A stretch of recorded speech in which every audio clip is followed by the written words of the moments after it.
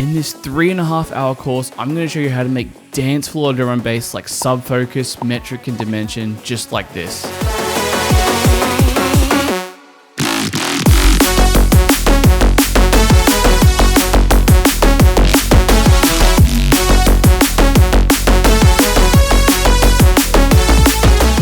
As we step through every phase of the production process, from drum programming, sound design, composition to mixing and mastering, you can grab the free project file down below to follow along. And with that, let's get straight into it. Okay, so the first thing we're gonna do is set our project enabled in here to a drum and bass tempo. Now, drum and bass tends to be between 165 and 175. However, 174 tends to be the tempo at which drum and bass is written for like 90% of tracks. Some are 175, but yeah, let's just keep it simple. I used to run a record label called 174 as well, which is quite funny.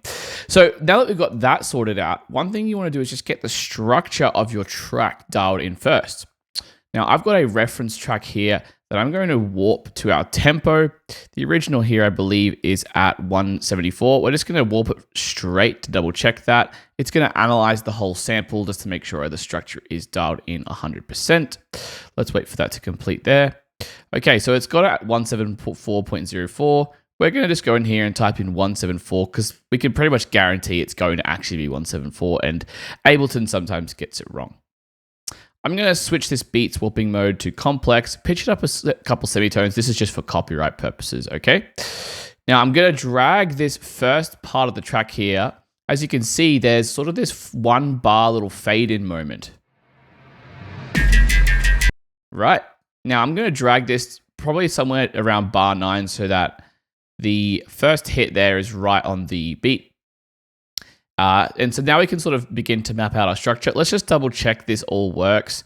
Drum and bass tends to be in bars or groups of 16 bars, these sections here. So we can see 1 bar of 16 here, or 1 section rather, and 1 section here. So let's just double check that our drop directly aligns with bar 25. Or should I say the build? There's another 16 bars here. A change in your brain. Another 16 bars here. That's the build there, and then the drop should be another. We've got another 16 bars here, and then a little 8-bar build. Actually, another 16 bars. Okay, now that we know that everything kind of tends to align, we can double check that with the metronome.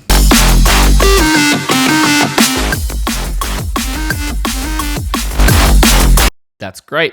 Let's start drawing in some dummy MIDI clips in this structure here. This is just going to indicate where our sections lie. So I meant to actually say that was a bar of 8. This is a bar of 16 here. Now I'm going to press Shift Command M. We're going to call this the intro. We're going to call this the breakdown. So again, we're going to have another 16 bar section. Shift Control M.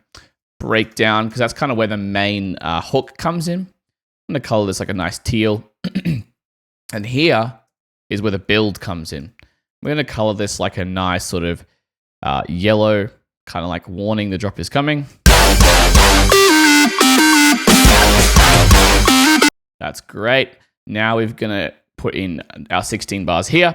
Now, again, all the sections in the drops tend to be 16 bars. So we're going to create one here.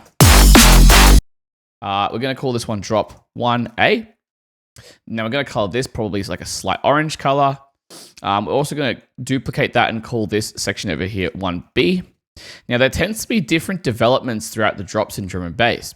So we can listen to what changes between this 16 bar section and this 16 bar section here and sort of indicate that in our notes here of the clip.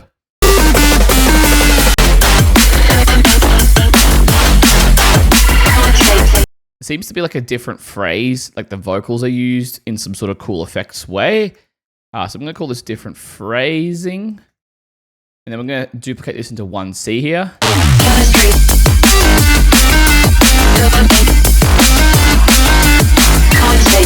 And then here there seems to be a more solid vocal. So we're going to call that vocal comes back in there.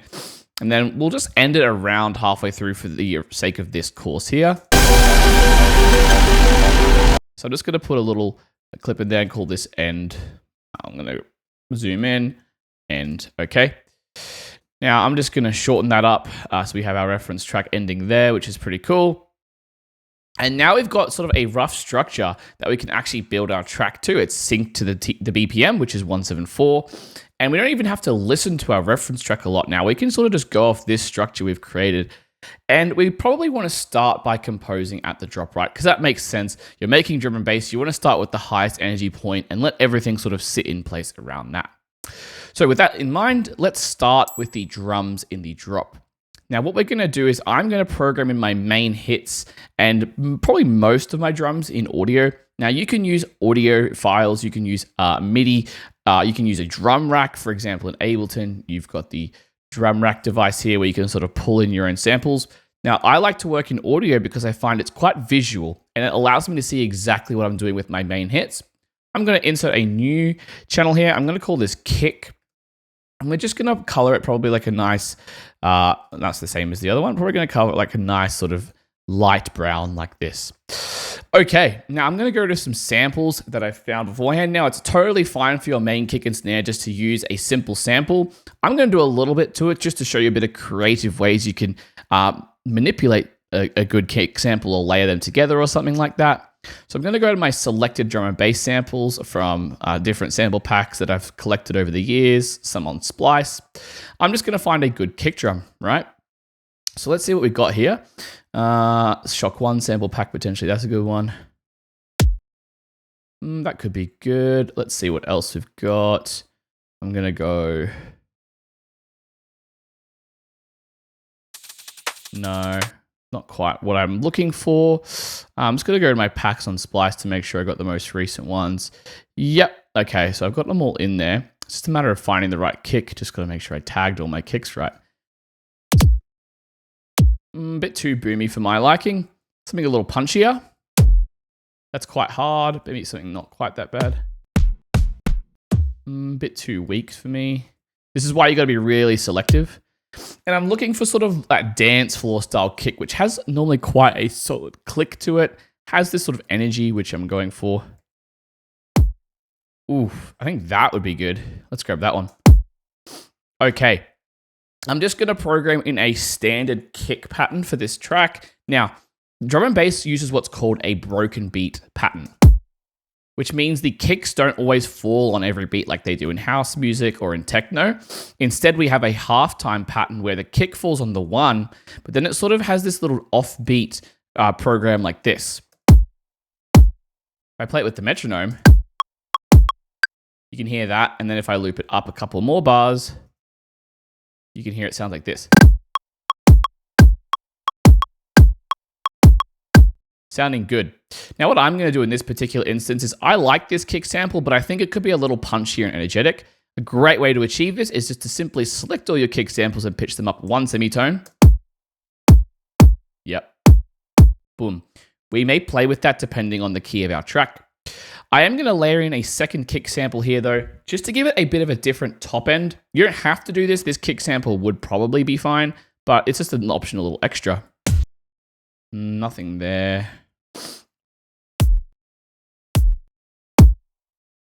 Maybe we could layer in something from the top from this.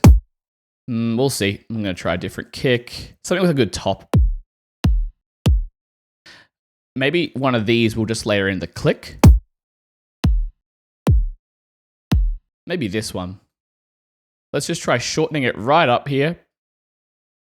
I'm going to make sure the start of these samples align. So you can see here, we may just have to offset this a little bit so that they kind of start right at the same point. All right, there we go. Let's see how that sounds. Very minor difference, right? I actually don't think that's quite what I want. I'm going to try something from this one. Let's just try a different click sound. You may need to turn down this kick a little bit just to hear what it's actually doing. Let's fade this one up and just get the click of the sample again here. Make sure they're aligned.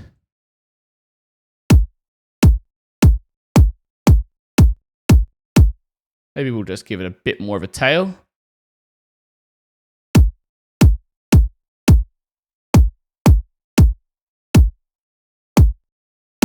Yeah, actually, I think we're probably just going to use the kick sample as is, and that is totally fine. We may make some changes later. We may EQ it and stuff, but I like that.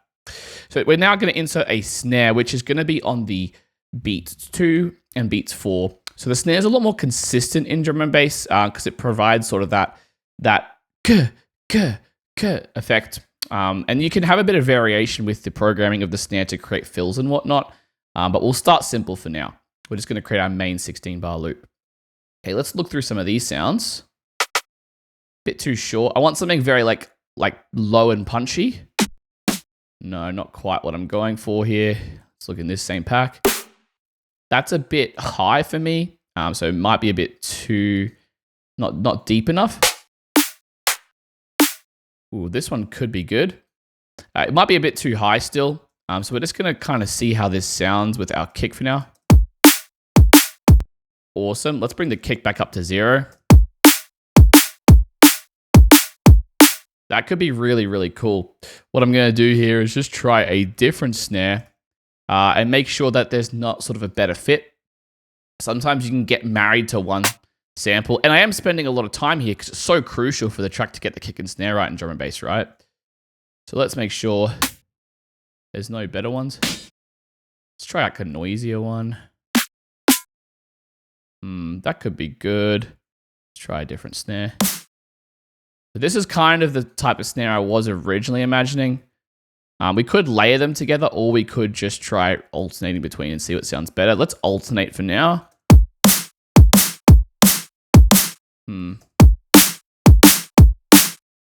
Not quite a fan of that one, to be honest. All right, we're going to leave the snare for now because I'm pretty happy with it as is. We're going to get a nice hat sample going in just to get a little bit of vibe going. So let's see what we can find here. Something kind of short and bright. Yeah, something like this. Add a bit of variation. So I'm going to make every second one just down a couple of octaves. Oh, sorry, dB. Just to add a bit of humanness to them, right? Otherwise, they just sound like a robot. So let's just program that over the loop here for now. Turn them down a little bit, and we'll name them hats.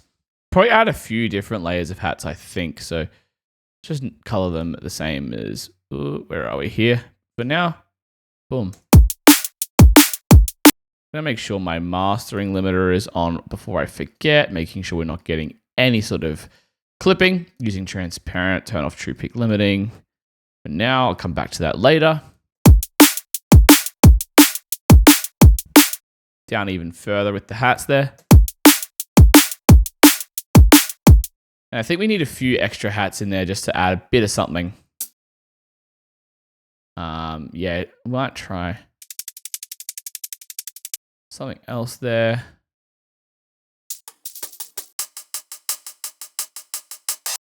Yeah, something like a little loop like this could be good as well. We'll just layer that in. I'm going to shorten that, and I'm going to pitch it up a bit too. Not even going to have that little open hat in there, I don't reckon. Let's just loop this first part over. Yeah, bring that down a little bit. Nice. That just gives it a little bit of vibe going on there, which is great. Maybe we'll layer in a couple loops just so our sound is a little more unique. Nice. Layer this quiet in the background. The loops and like percussions and hats in this style of dance floor kind of drum and bass tend to be mixed a little quieter. This is mostly just due to the fact that you want the space to get really filled in and mix with sort of other more beefier sounds. And if you do too much percussion, you'll just sort of lose that specialness. So let's see what else we got here. I want something more open sounding probably at this point. See what else we can find. Not quite. Oh, something like this could be great, actually. We're just going to re-pitch this. We're using the warping modes. Boom, boom, boom. Yeah, this is really getting there now. I'm going to call this open hat. Yeah, again, you just want to mix them kind of quieter. I want this one to be a little louder, though, because it really gives that top-end energy.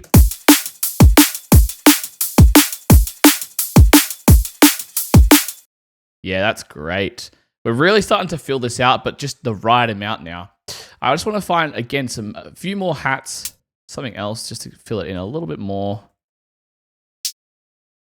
See what else we've got here. I want to just provide a little bit of variation in the loop here now. So I'm going to add like a little offbeat hat here. Yeah, sounds good. Let's just turn it down a little bit.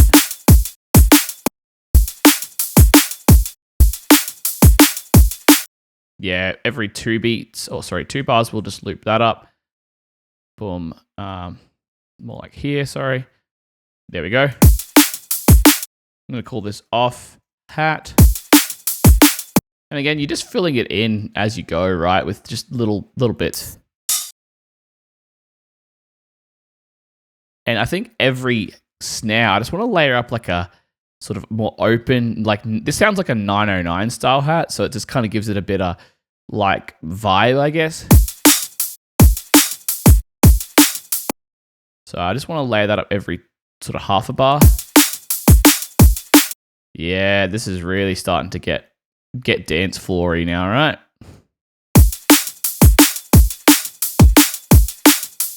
Just to really give it some clarity in the mix, though, what I'm going to do is go to this sample. In the mixer, I'm going to go to the track options and just give it a bit of delay off the beat. Just so it hits behind, or should I say, yeah, behind the snare so you can hear it a little more clearly. When everything aligns to the grid too much, it just all sounds the same and you kind of can't discern things in the mix. So putting that a little behind there just adds something a little bit different for me, which is quite nice. Okay, I think we're nearly there. Let's see what else we could go for. I want to sort of layer in maybe like a loop at some point and just chop it up. Let's see what else we got here. Just want like one more open hat sound. See what else we can get here. Not that one. No, this is all, that's all kind of like tech house stuff. We don't really want that. Let's see what else we got here. Make sure I'm just getting them from the right packs. See if we get anything here. Still, maybe like a ride or something, or a cymbal is better. Let's see what else we've got here. Not that. No, we don't want to loop. I just want like a one shot. Yeah.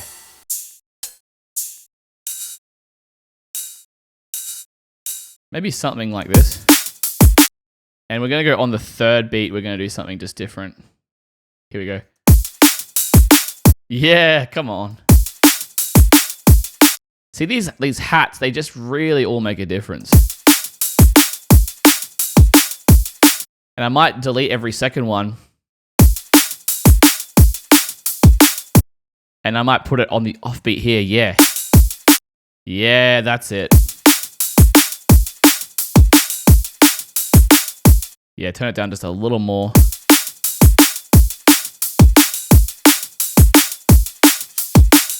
Yeah, awesome. Okay, we're going to go for a break sample now. See if we can find like a nice sort of old school texture to layer in. Yeah, all right. What we're going to do is we're going to take this sample here. We're going to re-pitch it in tempo. Maybe we'll even use it on beats and just pitch it up here. So we're just going to get this part of the drum break here, right? I'm wondering if this is a bit too compressed. Actually, this one might be a little more punchier and easier to manipulate. So we're going to pitch this up as well. Yep, so just like this, right? I'm going to use the forward-only mode on transients, warping mode on beats here. This envelope will allow me then to make each of these hits a little punchier. Yep. And I'll get rid of that one there. And I'll get rid of that there as well. That sounds good. What I'm going to do is just to get this sitting in the mix a little better, I'm just going to EQ this sample, which you may have to do with old school breaks.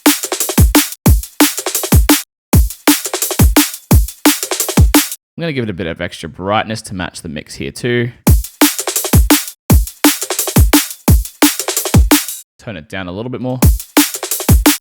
I'm going to make it even snappier. Make this one about the same, 47 I think we had it on. Maybe if I pitch them up even more, I wonder. Yeah, there we go. Boom. Down a bit more in the mix.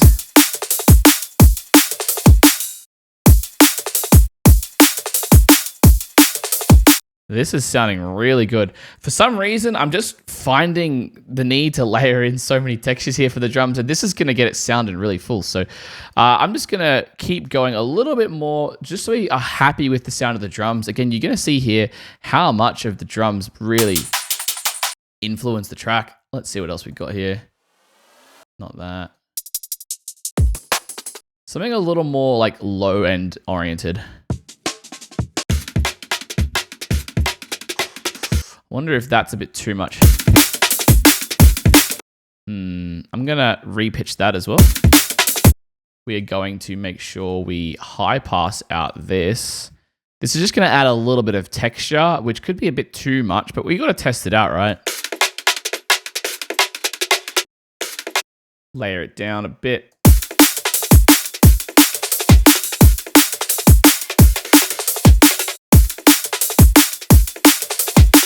I don't like that second part of the loop, so I'm going to take that out there.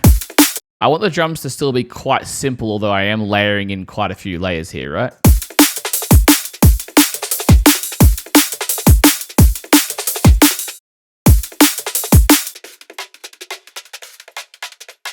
Yep. Push this one down a little bit too.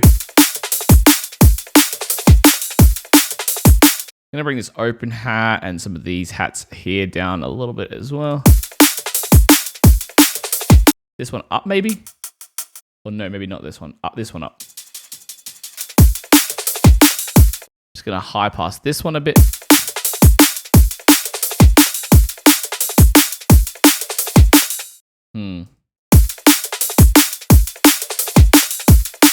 All right, I'm going to come back to the snare now with a new perspective. I'm just going to try it in layering in something which is a little more tail, right? So let's see if we can just double check there's nothing that's going to suit. Yeah, this one. Boom. Let's see if this is good. I just want something with a little bit more tail. These are still quite...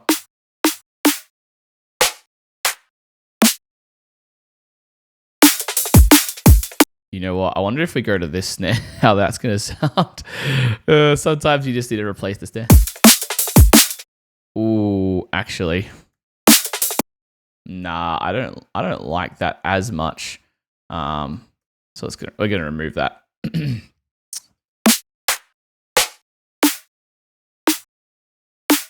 That is the snare there. Okay. Something just with a bit of brightness to it. You know what I could do is just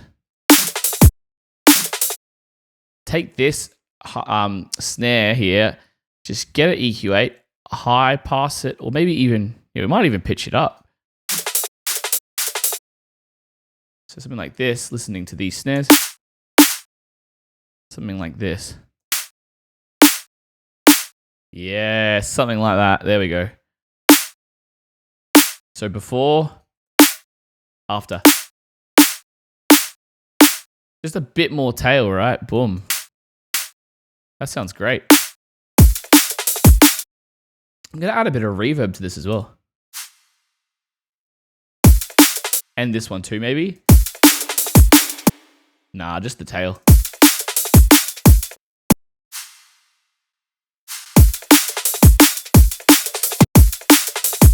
Yeah, let's just loop that up now. That's sounding great. That's how you can get that little bit of extra something into your snare.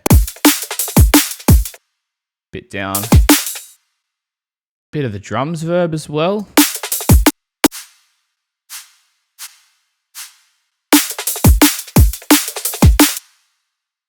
Still a bit more of a high pass. Maybe a gentle one. There we go.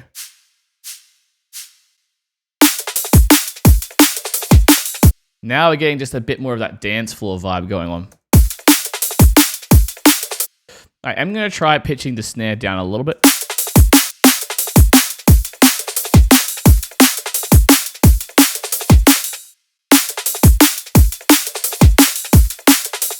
Yeah, down one semitone, I think just gives it a bit of vibe, right?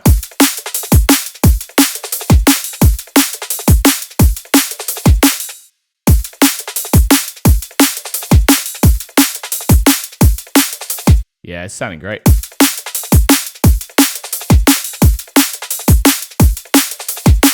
Yeah, all right. I think I'm pretty happy with that. Might pan these hat loops a little bit apart from each other.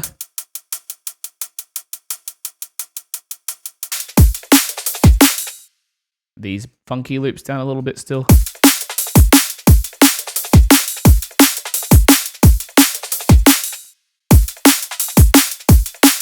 Yeah, high passing it just cleans it up a bit there too. All right, let's just quickly label this again rather. I'm just gonna give these all names. Shuffle, gonna call this break. Those are all color at the same color, which again is meant to be this sort of color here. I'm gonna call this snare. Snare top. I will consolidate this probably into its own clip later, but we'll just leave it like that for now. Now I'm going to group all of these together. I'm going to call this drums GRP, and I'm just going to chuck on a really quick, probably glue compressor without any range. So we're not actually using it as a glue compressor. I just want to use it for this soft clipping function.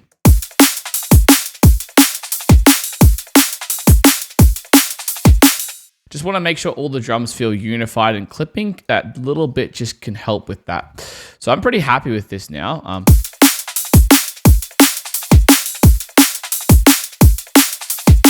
That ride is really nice.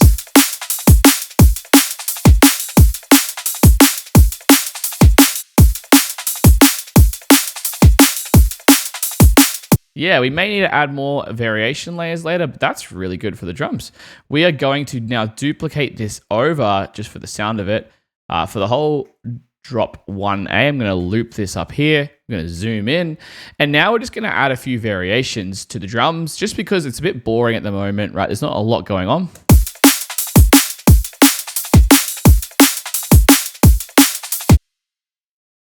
Maybe I'm going to do like a little kick here. Maybe a bit before.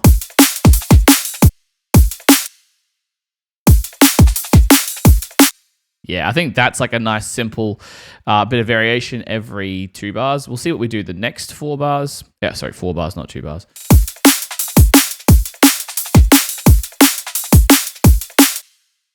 Maybe something like this. Boom, boom, boom. Yeah, like this. Something a little bit different. Now, sometimes you might just want to do like a little bit of a volume variation on the kick just so it's not super crazy. So I'm going to do that here. And what I'm going to do is grab our snare. Probably just this one. I'm going to create like a little ghost snare channel. And you can create ghost snares just to sort of emphasize the offbeat at little moments. So we're just going to copy this to the new channel.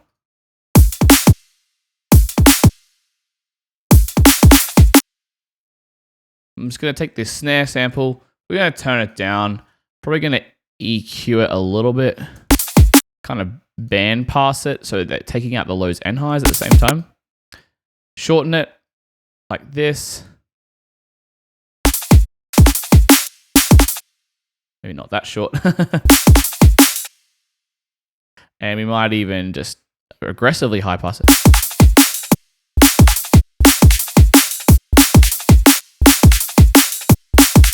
Yeah, that's good. We're going to sort of shorten it. Maybe not as much. I'm going to saturate it just to give it a bit of a different texture. Maybe give it like some other sort of, maybe like erosion or something. Nah, I'm going to leave it at that. Consolidate this. Give it a little bit of an offbeat groove. Something like this. Oh. Yeah. Shorten this second one a little bit more so it's got a bit more groove. Shorten this one a bit too.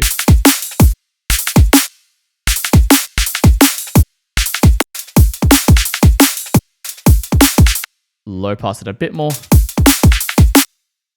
I'm going to tone that down a little bit. Shorten that one not as much.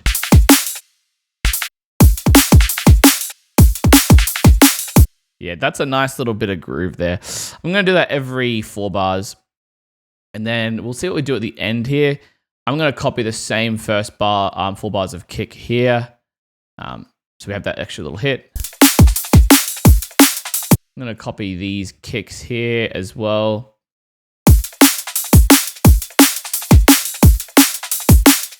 I think I'm going to just do a little gap here so no snares, sort of remove all of the things. We might add in like some drum fills later or something, or a bass fill maybe. Yeah, that sounds good. Maybe we'll leave this one just ring out there a bit, fade this one out a bit. Yeah, that's good. Fade that out as well. There's a bit of clicks going on there. All right, so now we've got our drum loop. I'm going to copy over this little shuffle here.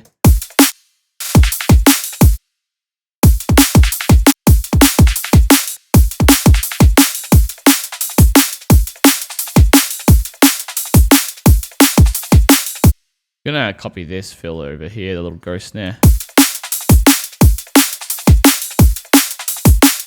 You know what? We might even have it every 2 bars. I think that's nice. Yep. And then we'll delete it here.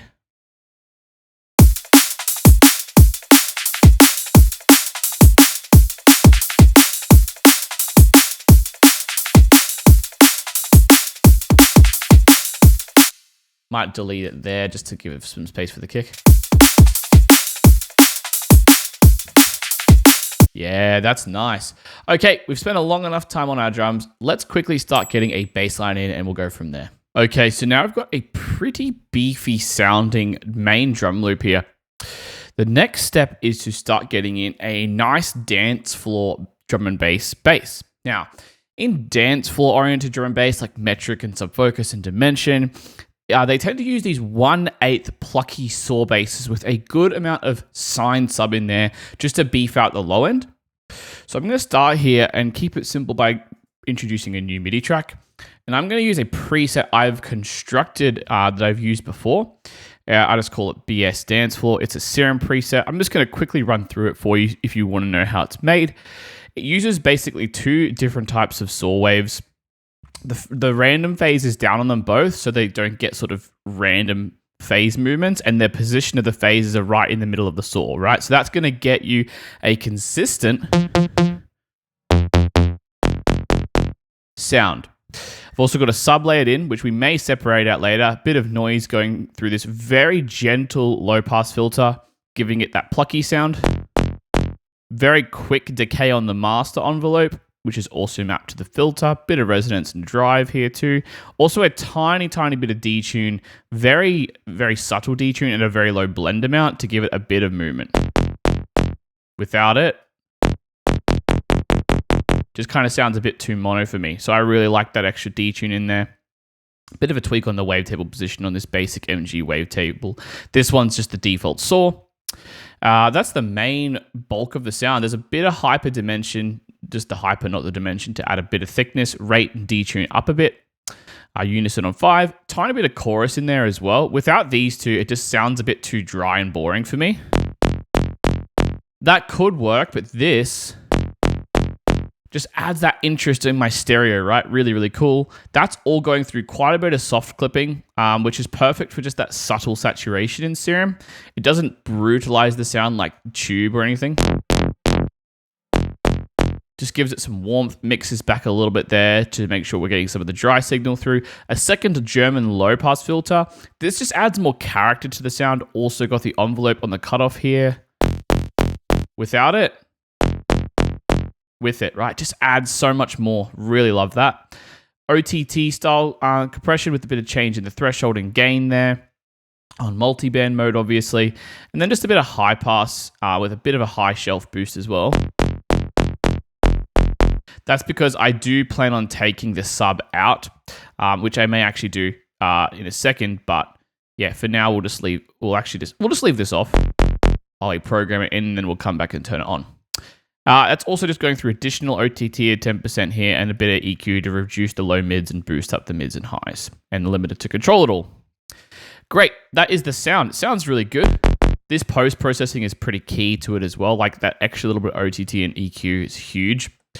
We're just going to start off with a simple, I'd say 1-bar loop for now. I'm going to insert a new MIDI clip here, Shift-Command-M, and I'm going to choose the key here of F sharp minor. I think that's going to be a good key. You know, again, F sharp minor, G minor, really good keys for bass music, and that includes drum and bass. And of course, we're going to program in a standard 1/8 bass pattern. Now, I'm actually going to set my grid here to 1/8 just to keep it even simpler. And we're just going to start by duplicating out a 1/8 bass note at F sharp, which is our root note, right? Really cool. Let's listen to how this sounds. And let's get it in the right octave. We're going to select all these notes. Go down to F0. Yeah, bam. That's the basis of this pattern, right? Already we're hearing a bit of movement.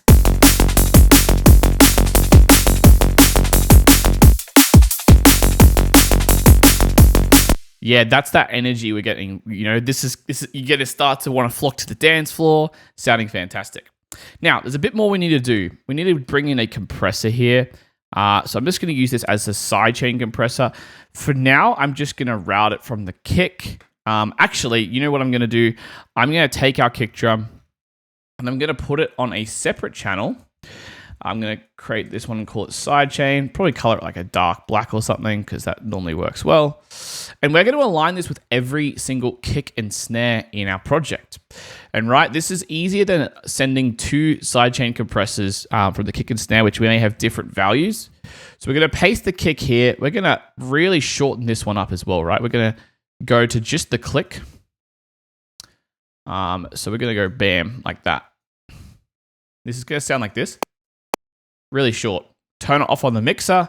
And again, let's just align that on every main kick, snare, boom, cat, right? Now we do have a bit of variation in the drums we added, so we'll come to that in a second, but this is actually quite a nice default to use. We'll come back to that in a second. Boom, boom, boom, boom, boom. Duplicate that all the way across. Make sure here where there's no drums, just get rid of that there. So here we have an extra little one. We may as well put one there for now. Let's actually see what it sounds like. I'm going to route the compressor from the sidechain now. Let's give this a quick listen.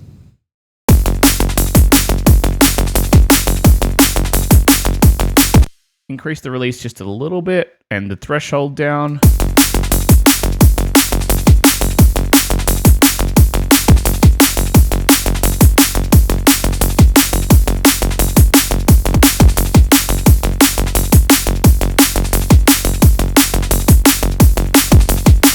Yeah, that sounds really, really good, actually. I probably, in terms of that extra little kick here,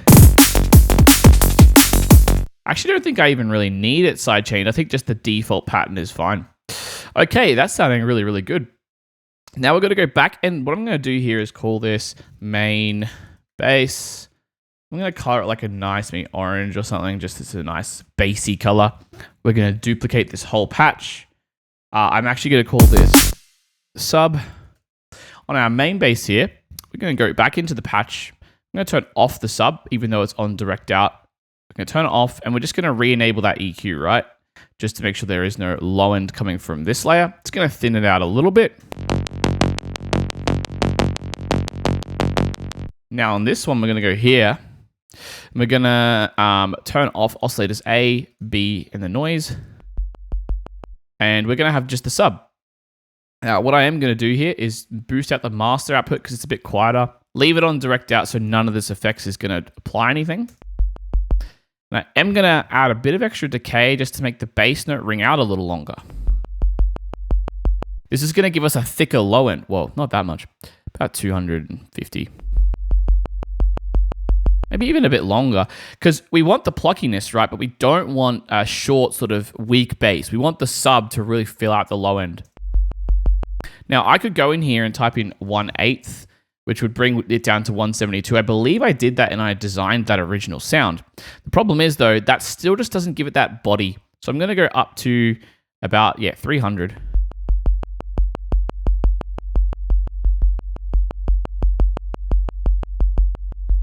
$350 even.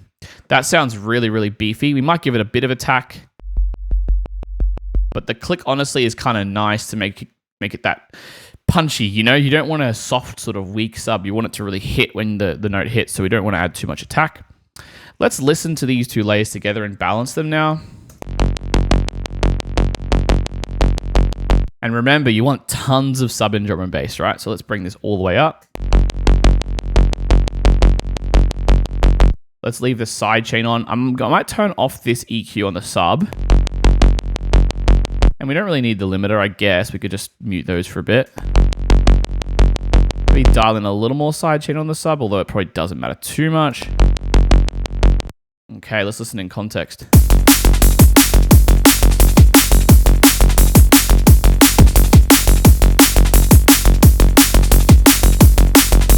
Yeah, I think that sounds pretty good, to be honest. Bit more main bass there.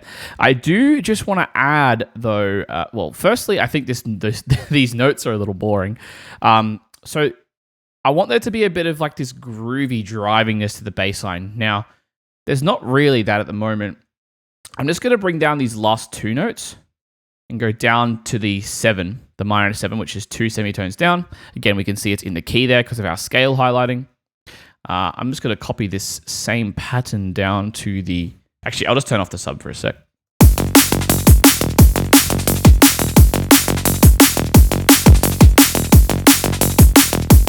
Oh, that's it. I wonder if we bring this note down, if it's going to be even groovier, just because that'll go on the off beat there rather than on that 4th beat. Let's have a look there. I mean, honestly, it's neither here nor there because of the sidechain, but I kind of like that extra little bit of grooviness. So let's copy that down here.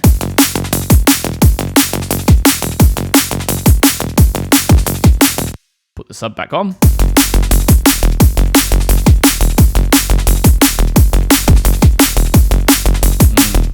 Nice. And just to beef out this bass a bit more, I'm going to duplicate this whole main bass again. I'm going to probably just for now turn off all of the effects. Yeah, we may as well. I might turn them back on. But we're just going to bring in a new layer. I want to bring in like a preset or something just to fill it out. So I'm going to go to my splice presets. And I think there was a good one I've used before. It was like it had the word disco in it. Let's have a quick look here. Oh, yep. I think it's discotheque. Just have a listen to this. All right, let's add a pitch device on here.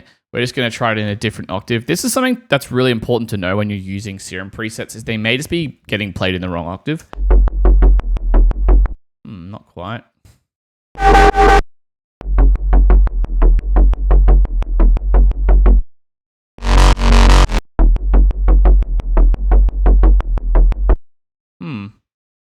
Maybe it's a different one. I'm not quite 100% happy with that.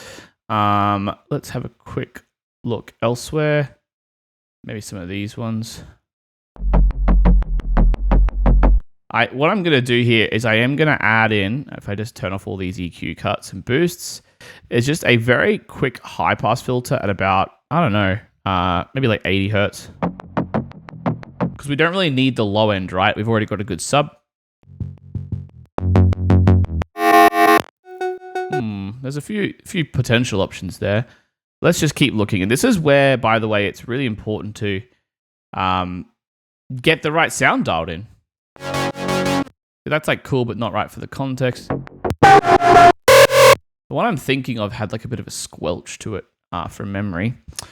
We will get there eventually.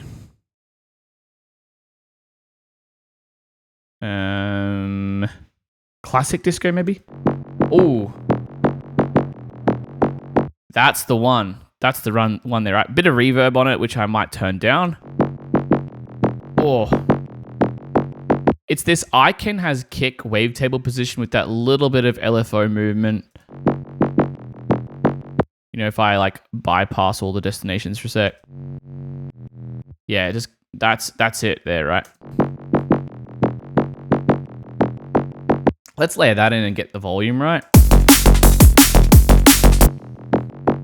Get the mid basses together, sounding good. I'm gonna call this one disco. Disco. Whoa, we're gonna have a weird eye in there apparently. You're gonna high pass it even a bit more.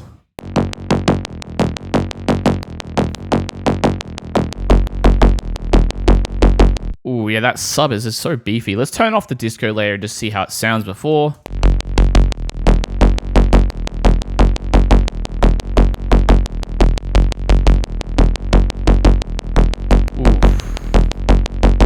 Yeah, that just brings everything to life there. I'm really liking this. Okay, we're going to group these all. I'm going to call this bass group. We just need to do a bit of processing to the whole group just to make it all feel like beefy and really hold up against these huge drums.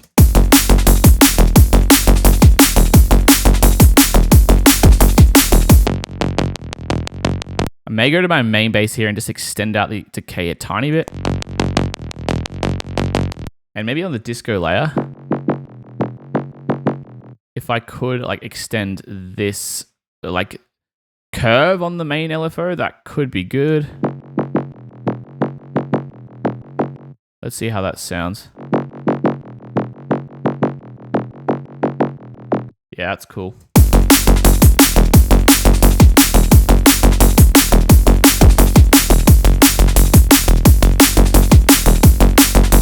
Yep. All right. So let's get on the group here.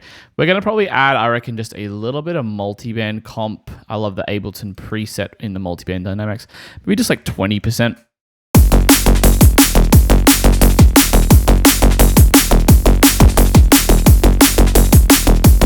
Yeah, that's nice. If we listen to the group, though, you'll notice the drums just cut through in the highs way more. I feel like the bass in our group is solid, but we're just not getting a lot of high end. So I love adding a bit of channel EQ, probably on the group level here, just to give it a bit of a high end boost. Oh yeah. Now it just comes to life, right?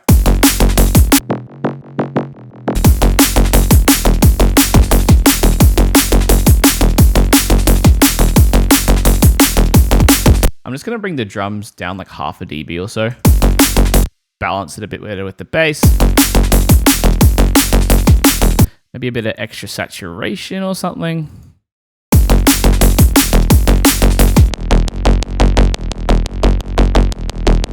I feel like that just tightens all the basses together like so subtly, but so well.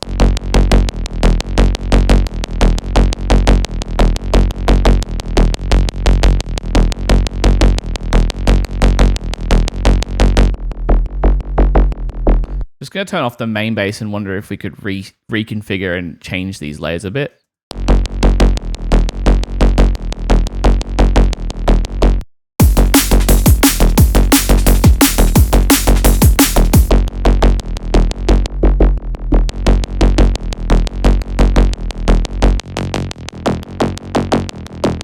I'm wondering if I'm like, these basses are a little conflicty.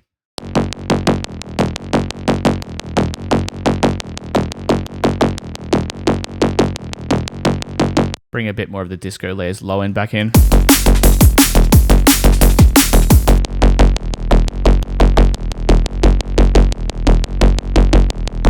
I do think this layer and the main bass just sometimes get a bit out of phase.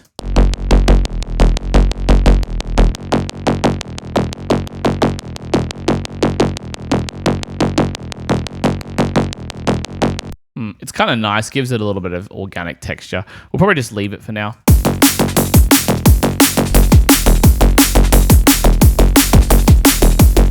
All right, what I might do here is also just add an additional extra little bit of sidechain right after all this stuff here.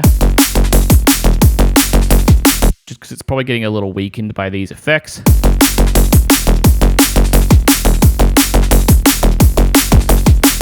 I feel like here, I just want to add a bit of variation on bar 8. So I'm going to press Command D there, break it out. Maybe we'll go up like to the minor third and the minor fourth, or the perfect fourth, should I say. Let's just see how that sounds. I'm going to copy that over. It's a very simple movement, so I guess it'll sound good, but you never know until you try, right? So it's like, I'm wanting to go for da-na-na-na-na,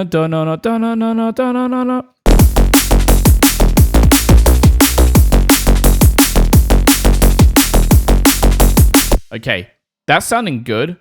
Here, I'm assuming I'm going to probably add a bass fill, so I'm not going to copy that same MIDI we just added here. We might replace it with a different sound, some more aggressive bass layers or something, like some one-off things. Couple of things I'm starting to notice here, though. I must have the ghost snare off for some reason.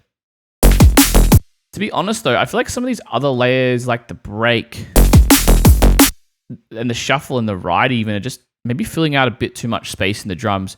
So maybe what we'll do, I'm going to leave these layers on. Perhaps I will move the ghost snare down here. And maybe these like more textural layers, like these four at the bottom potentially. Maybe I'm wondering about the hat. Maybe even the shaker. Like these more like busier layers, I suppose you could call them. Let's just delete the deactivated clips up here. Let's copy them over to the next 16 bars, Command D. And here for now, I'm just going to deactivate these ones and see if it sounds a little more spacious for that bass line to really punch through. You'll notice in dance floor drum and bass, the drums tend to be a little bit more simpler rhythmically, because if there's too many breaks and stuff like that, you don't get that bass line mid-range cutting through. It's already filled up by the drums. And so it's either going to be we leave them off or turn them down. I'm not sure which yet.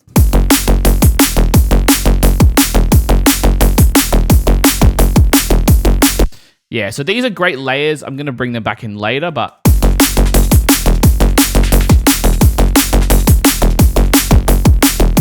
yeah, we're going to leave those off for now. I even think the shaker, they're all probably just a bit loud as well, so I'm going to bring them down even for the next 16 bars. I'll copy over all of our drums for now over there too. Anyway, that just gives way more space for the bass. And I think that's sounding great. We're going to probably add a little bass fill in just now to end off this section. So we're going to probably put a new MIDI clip in this little section here. For the sake of time, I'm just going to pull up a new instance of Serum. We are going to simply load up a preset. I think there's a good bass preset I've used. It's in my splice folder somewhere. Again, just really solid sounds. Maybe it's this one. Let's have a listen. Ooh, wrong octave. Oh yeah, nice. We may turn off the sub. We'll see. Let's play that leading in from the last section. Maybe we'll need to turn it down. I'm wondering if we could go down to the 7 and if that's a bit better rhythmically aligned. Ooh, that's kind of cool. I wonder if we could go like no sort of thing.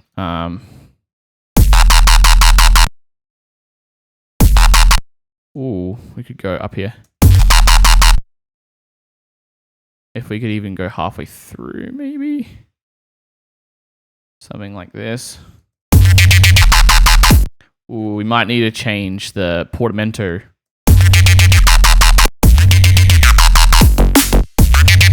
And then have this note come in a little earlier.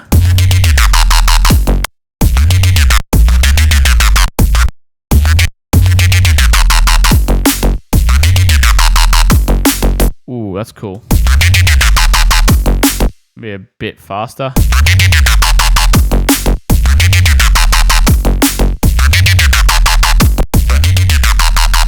That is a cool little fill sound. I quite like that. We are just going to add a bit of a high pass to it, I reckon. Quite a steep one.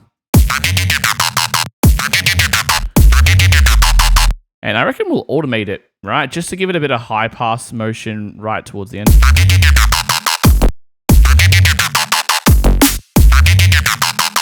Maybe not that much.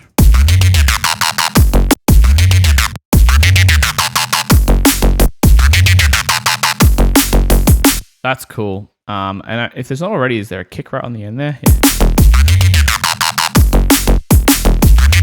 Yeah. Nice. I might also grab a quick channel EQ, turn down the lows in general.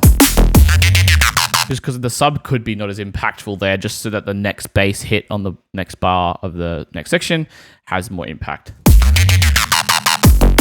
Nice. All right, bass fill.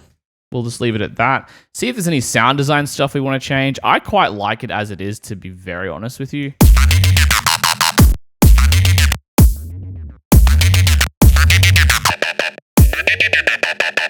Ooh, that could be cool as like an effect. Oh, you know what we should do? Let's duplicate the patch. This second version we're going to call bass fill 2. See, this is, again, happy accidents just happen in the production process, guys. This version, we're going to switch out that filter to the formant 2. Ooh, nice. And we're going to use this one here, though, in the second variation. That's a cool, like, yeah, that's a sick. And then we might also add a bit of bass verb in there, I'm wondering. Just to add a bit of...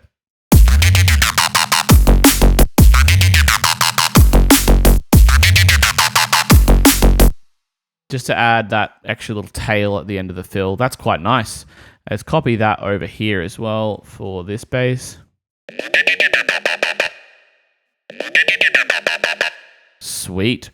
And that's our bass. I reckon that's a really good sounding bass pattern. A little bit of variation in there, but quite simple. This is going to leave us a lot of space to do with mid-range stuff, leads, arpeggios, and stuff like that, which I am planning on doing, making this more of like a melodic sort of influenced dance floor track, right? So let's head to that now. Okay, so far we've got a great sounding drum loop. We've got some bass to go with that. And it being drum and bass, that is going to be a lot of the battle done, right?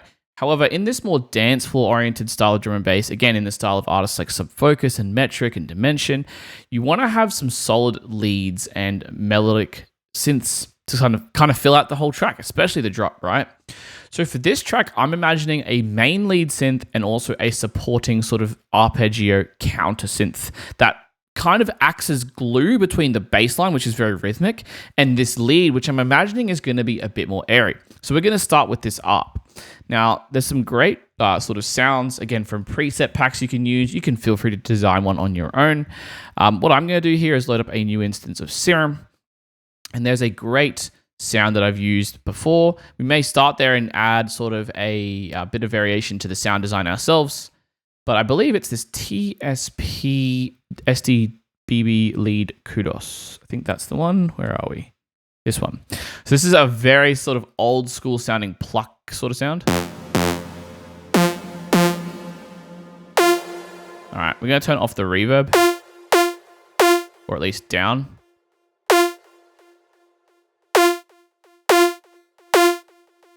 Might play with the delay a bit as well, but we'll see.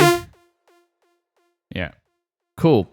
And now I'm going to add in a 4-bar clip, and I've got this sort of pattern in my head, which I'm going to start programming in.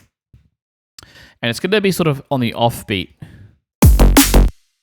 Something like, not on the offbeat, it's just going to be syncopated, I think would be the word I'm looking for. Okay.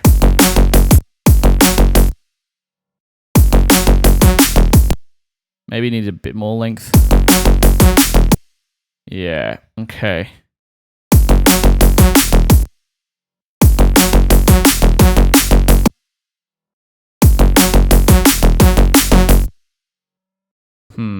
Something like this. Put it up here.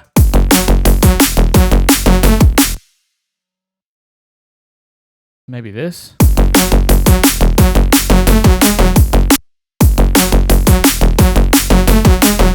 Yeah, maybe we'll go a 5th jump before this here. Oof, there we go. We could just literally duplicate this and that could be sort of our arpeggio, at least for now.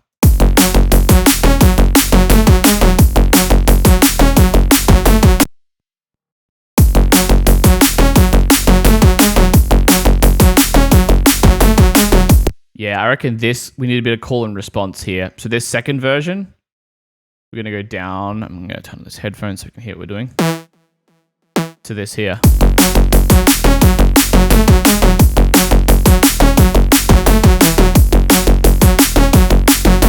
Let's just add a quick high pass to this just to get that low end cleaned up. We don't really need a lot of these lows.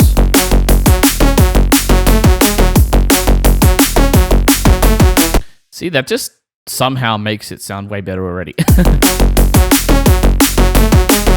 Might add a little bit more of the reverb back.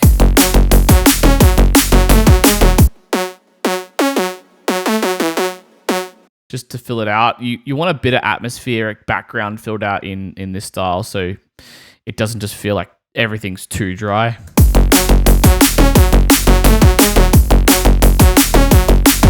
Bit of extra release maybe.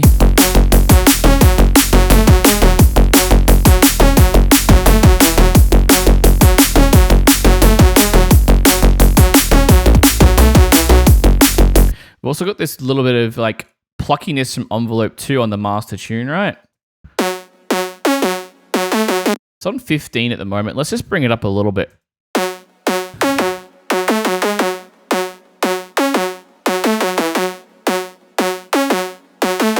And maybe the decay could come back a little bit. That is just going to give it this extra oomph in the mix, right? This extra presence because we're hearing that movement in the pluck.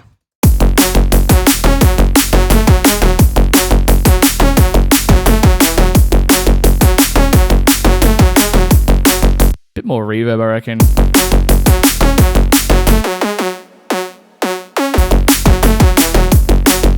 Let's just balance this with our bass group.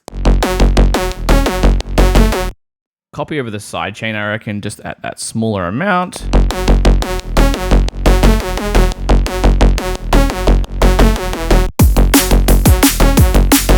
Now I've got this stereo bus set up. I just want to give it a bit of presence in the sides because it doesn't have tons. Bring that up there.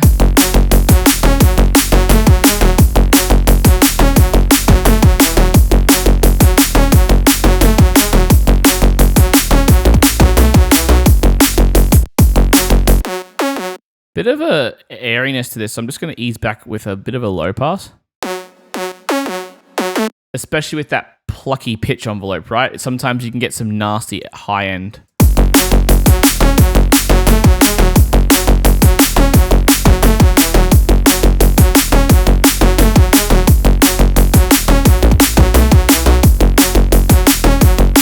Yeah, that's sounding really sick. I think we just can leave that there for now. We may come back and make changes later. Now we need to introduce a new MIDI track, again, a new serum, and we're going to do our lead here. I think we're going to introduce probably maybe we'll start off with an 8-bar MIDI clip. For this, just to sort of have enough space to write our melody. I want my melody to have a bit of a longer pattern, right? Because this is just the same 1 bar, more or less repeating. This is like the same, kind of the same 2 bars, although it's really 4 bars because there's a bit of variation repeating there.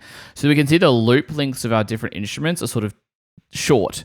Here I want something that sort of transcends that and breaks the listener and us out of that loop, right? Very important in music production when you're writing tracks that you consider. And it is fine if you want a more loop-based track that has shorter loop lengths, but if you're trying to make something more interesting, break out of that loop length, right? And that's what we're aiming to do. Now, I'm going to program in our lead here before I even pick the sound because I want to actually make it sound good without the sound even dialed in. And this is a good challenge sometimes. So we're going to look at where the ARP sort of doesn't hit. So for example, we can see there's no note at the beginning of the ARP, and we're going to kind of program in something that sounds good in accordance with the ARP to sort of allow those two instruments to play off each other and sort of have a bit of interaction. So I'm going to put a big note in here. Yeah. Maybe like this.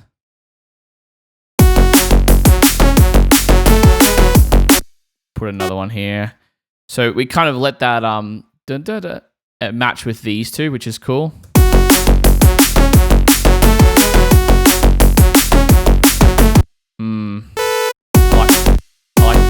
I like this pattern here. We're going to copy these notes over here as well. Maybe we'll do what we did similar. We'll go down instead of up this time. And you can use a MIDI keyboard for this if you prefer. I just like to use the piano roll sometimes.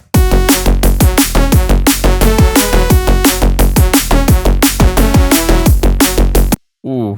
And then this one could align with that pluck just to add a bit of variation.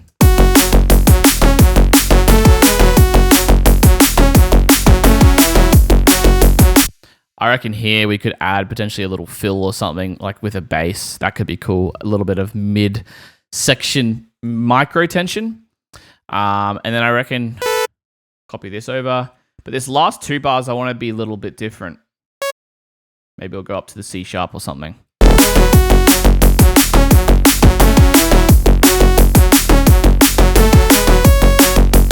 Ooh. Yeah, something like this.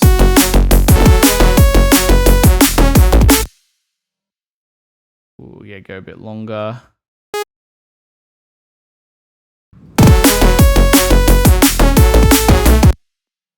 Maybe copy this there. Oh, yeah, and then loop that up back to the...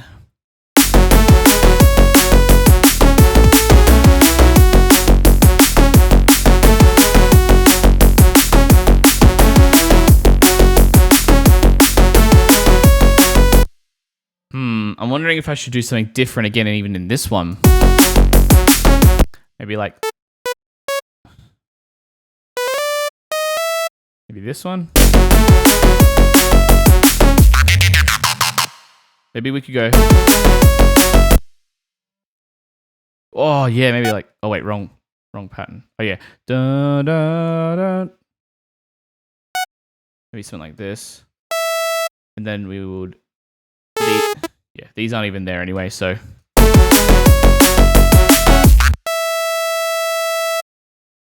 Maybe we'll go back here. Just because it's too short of a note on that F sharp sounds a bit weird.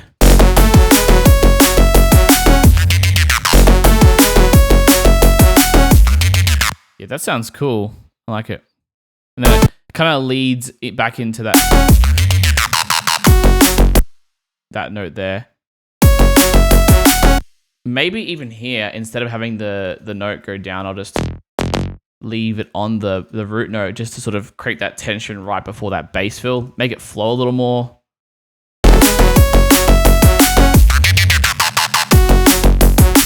Okay, time to get rid of this dorky sound. Let's call this lead. We'll go to Serum and find, again, for the sake of time, we'll just find a good preset in our splice folder. What are we thinking?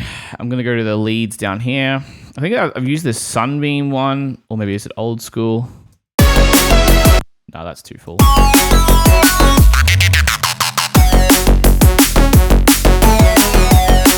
That's got a certain vibe to it. I'm wanting something a little more smooth, though. Ooh, I'll turn that down.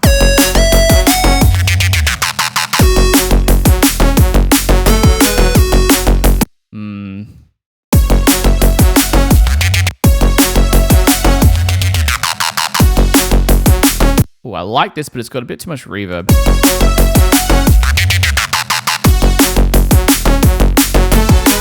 Bring it up.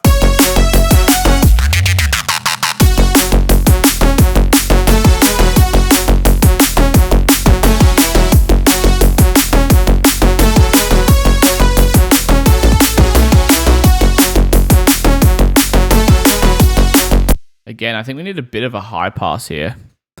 I'm going to copy this EQ over. Maybe you don't need this.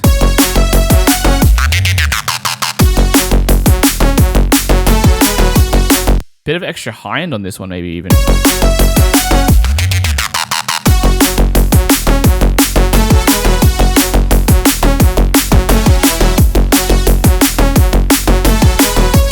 Yeah, bring the sidechain over. I'm really liking this.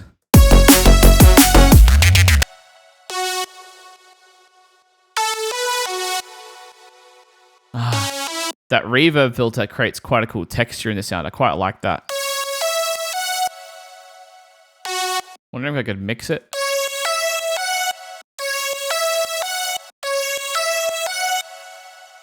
Is that going to sound too weird in the context of the mix?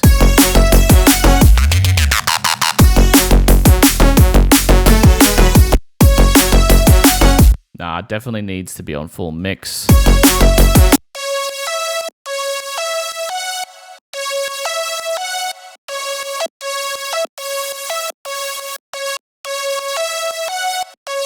I'm going to change this to tube. Just sounds a bit more pleasing. Bit less mix.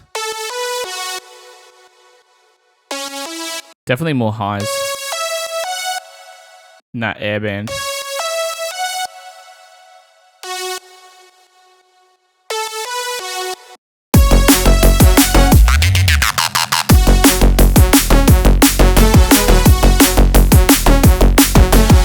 Lead can come up. Less sidechain. Let's just double check it in different octaves for a second. We might do that as a bit of a variation in different drops or something.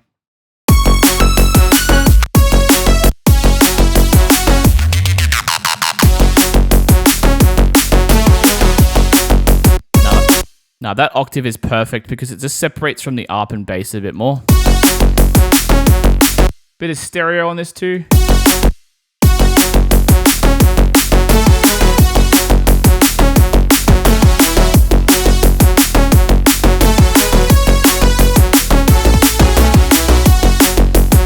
Maybe we could give it a bit... Oh, it's already got a bit of pluckiness.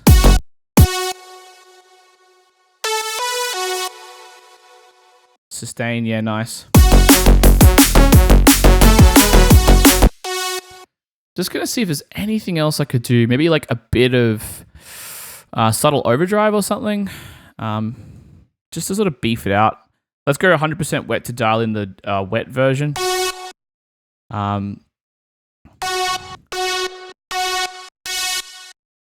Tone, drive, dynamics. Bit too much.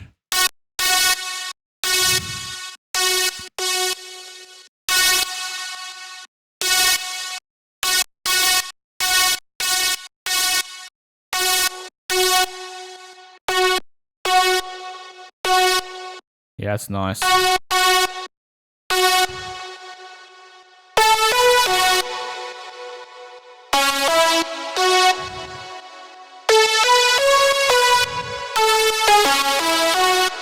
Let's bring that back a bit to about 10% or so.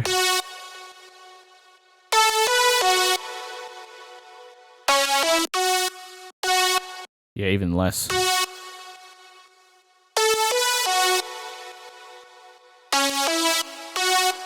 Yeah, it just fills out the mid-range a little bit, gives it a bit more grit, and that reverb tail gets really caught in it, which I like. Expand it up a bit, maybe. Yeah.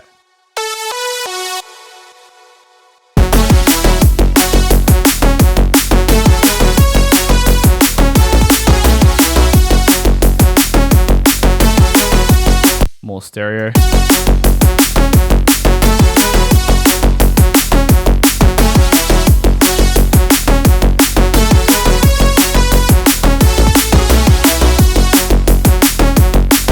All right, just to get the vibe going a bit, I'm going to add a bit of multi-band comp on my master here. Yeah, that just controls everything perfectly.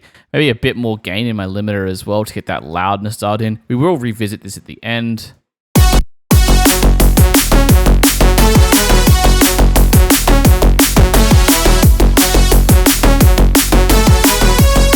Getting quite a bit of gain reduction for now, so we'll ease back the gain. But yeah, that's sounding good.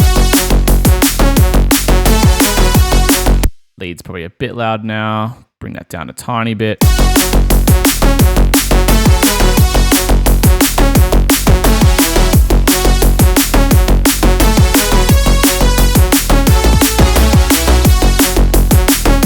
Great. Great, we've got our main lead dialed in there.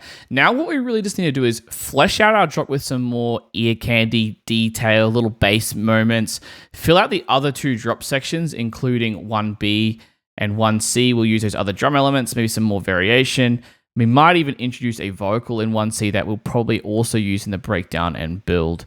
So can't wait to dive into all of that there, and let's see where we get to. Okay, so in terms of arrangement, we've sort of got two options at this point. We've got our first section, drop 1A, pretty much fleshed out. I do want to make a few little variations, bass fills and stuff like that. So I could start with that, but what I want to do is get our greater drop structure dialed in. I'm going to move my loop brace there because I just want to get a bit more context, and I want to see different places in these different sections of the drop where I can add variation, how it feels as a whole. So first thing I'm going to do here is I'm going to copy over our main drums and bass over to the next section. So let's duplicate that. Let's duplicate that because that will pretty much roughly stay the same. Now I know here we have a bit of a bass fill we're going to put there. I'm not sure what's going to happen at the end here, although I imagine we'll probably do some sort of longer no bass moment or something like that there. We're going to copy over our ARP as well. So let's copy over that for now. We'll copy over our lead as well. I'm not anticipating we're going to use it in drop 1C if we're going to add in a vocal. So I am going to leave that for now. In terms of 1C and the drums, I'm going to try bringing over all of the drums as they are in 1B, which is that more fleshed out with all the breaks style drums.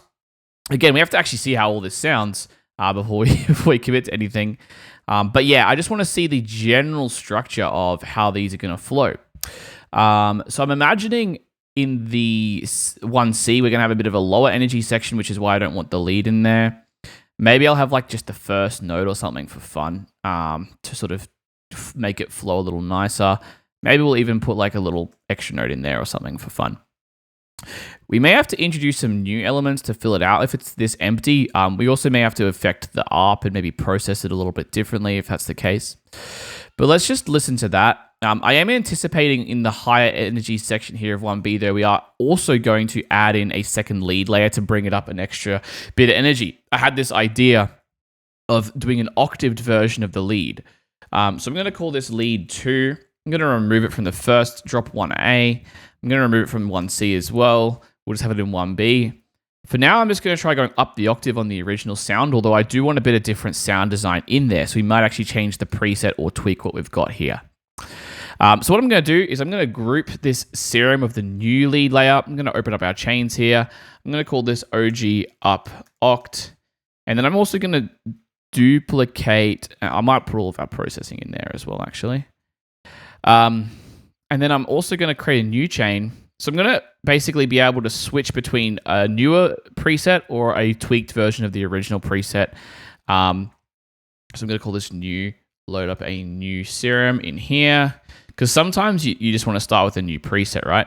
So I'm going to try that first to see if that works. Otherwise, we'll just do a variation of the original up the octave. Sweet. So let's listen to how this sounds in 1B now leading into it.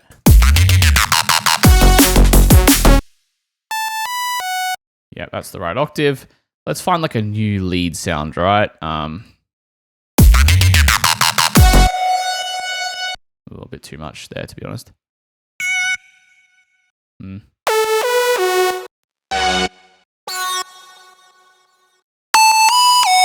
This one could work as a layer.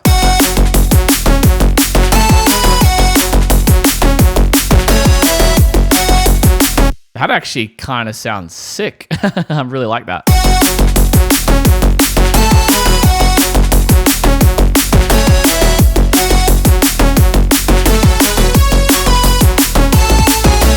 Needs to go down quite a bit in volume, but it works.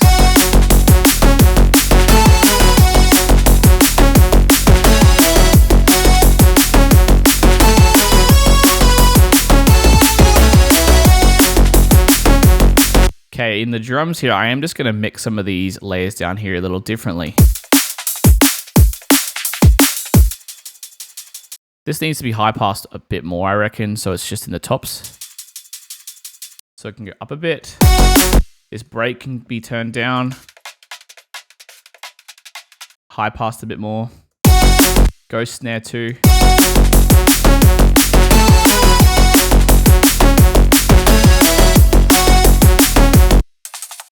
shuffle down.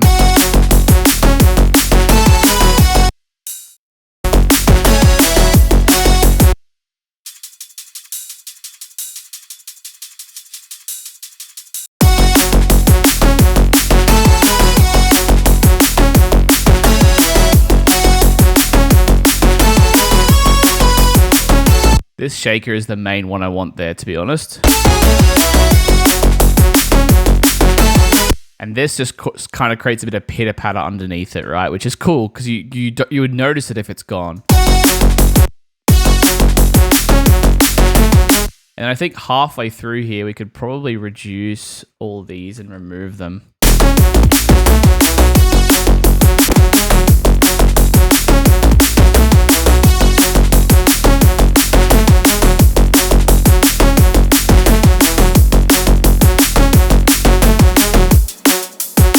And then here we could get rid of that shaker as well and just have that playing for a bit. Maybe we'll have dun dun dun dun. Yeah. That's a cool little fill at the end there. Okay, so this is sounding really good.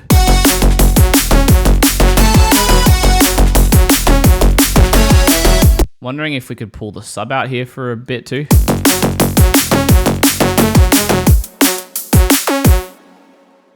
Maybe we even have like a high pass filter.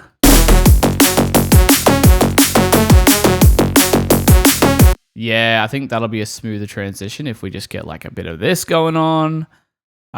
We'll make it start from down 10 Hertz, enable automation.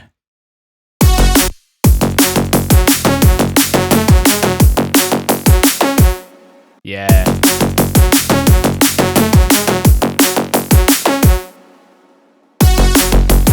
Yeah, that's quite cool there. You could even add a bit of bass variation in the reverb.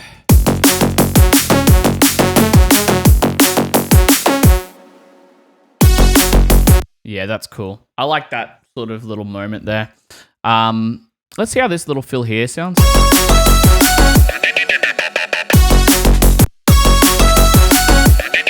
What I am going to do, in probably both drops, this lead's still a bit loud, to be honest.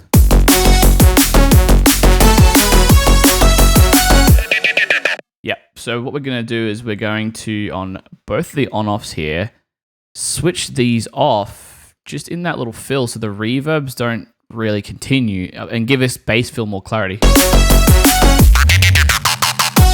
Oh, that just gives it way more, right? Boom, so cool. All right. Let's try like a bit of erosion or something on this one just to add a bit of texture, I'm thinking. Maybe like noise. And maybe a bit of OTT after that to control it all. Turn the bass down.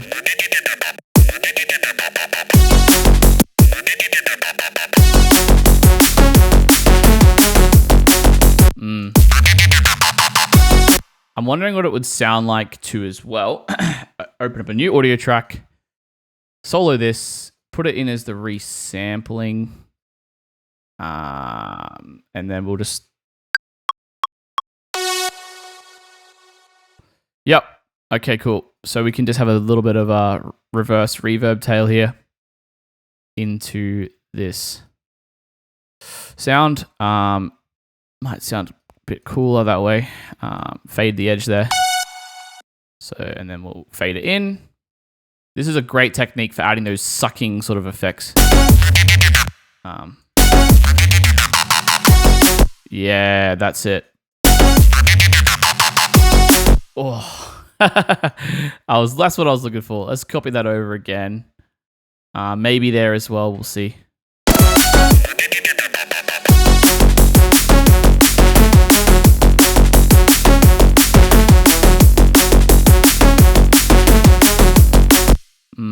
Nice.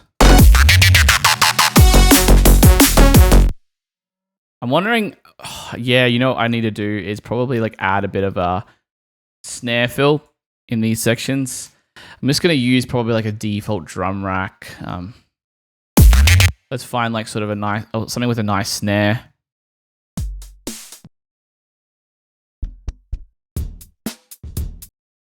maybe this snare could be cool. We're just gonna sort of do a 16th snare pattern, right?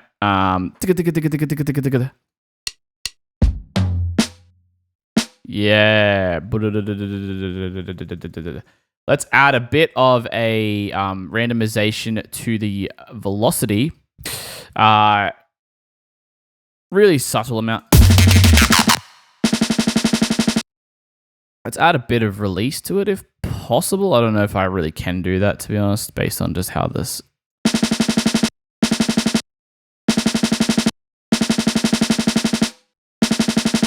maybe a bit more velocity randomization.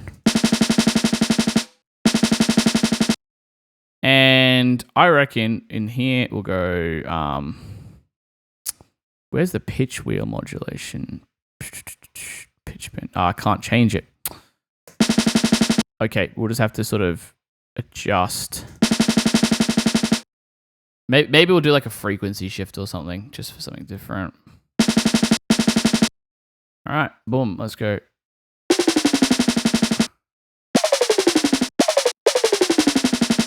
And we'll add a bit of a high pass.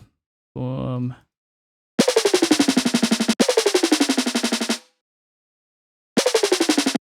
Maybe we'll shorten it up as well.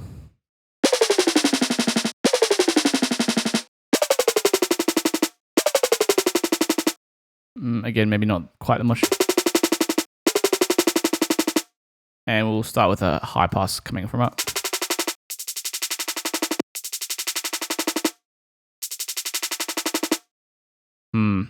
And maybe a bit of detune if possible. Nah, it's not going to work. We could try transposition, but again, I don't think this is going to work. Yeah, because it's like all in steps as well, which is frustrating. If I go MIDI control pitch bend, I wonder if this will work at all. It probably won't.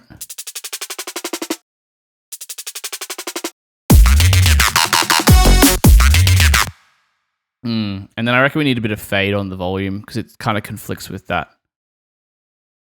sound.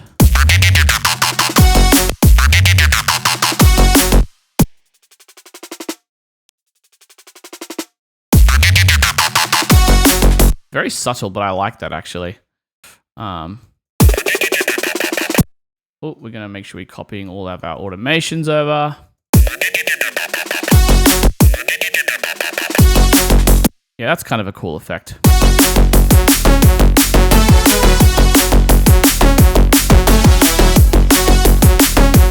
Cool. So what I'm going to do now is I'm going to put in, because I think we've pretty much got everything in terms of the general structure. We might add some effects and stuff later is in there though. We actually one thing we might do is we might add in a crash. See if I can find a nice crash sample.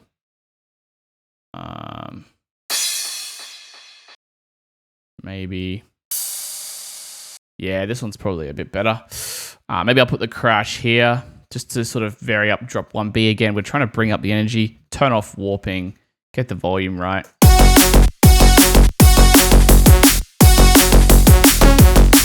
Probably put that here as well. I'm wondering if we could have a sort of different alternate one.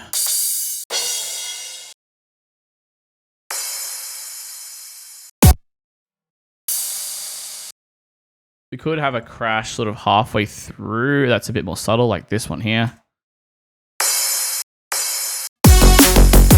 Unwarp.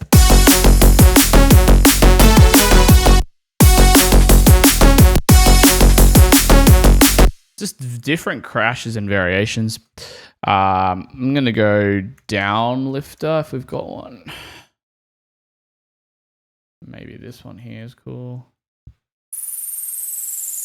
Maybe we'll use this. Yeah, that's cool. Maybe I'll use it here.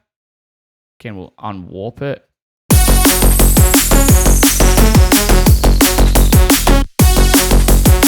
That's cool.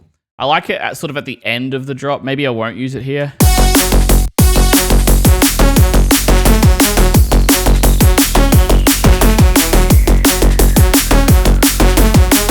Yeah, that's quite cool, actually. And then, yeah, so basically what I need to do now is just add in some more bass sounds. So I'm going to introduce a new MIDI clip. I think we're going to put a bass here, right on this little... something like that. We're going to call this a bass... bass var. It's a preset I think I want to use that I've used before. It was called... What was it called? Let's have a look and see now. Splice presets here. RKU, I think it was up here. I think it was this one. Yeah. We'll go up to the F sharp. We'll shorten that up a bit. I'm going to turn off all the basses here. Turn this down in volume. Copy the sidechain settings.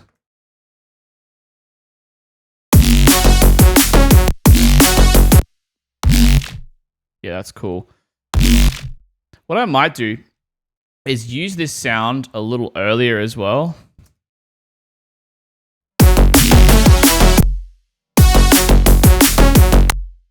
Like to sort of lead into it.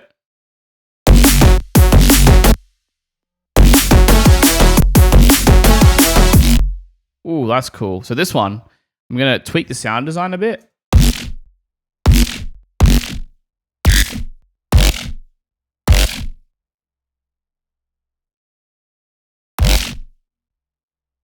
Maybe we'll even do a little bit of configuring on the sync and wavetable just to sort of add some movement over time. Let's add these to new lanes. So we'll just do something like here differently and like this.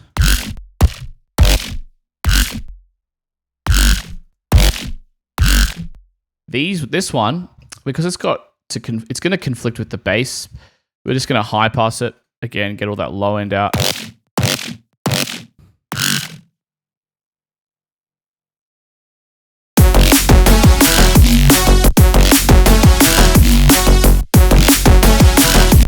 Maybe I'll bring the sync down again.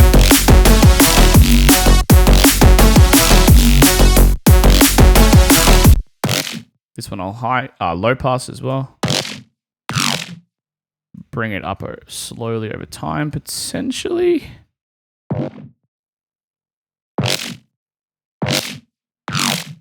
Yeah.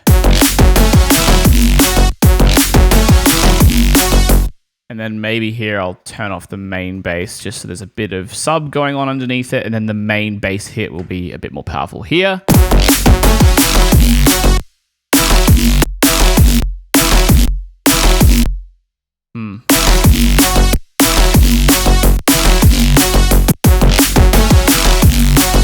Oof, that's cool. What I am going to do to add a bit of contrast yet again is just decrease the width of this one. I'm going to call it like soft, just so it's a bit different. Yeah. That's cool. Turn it down a little bit too, maybe.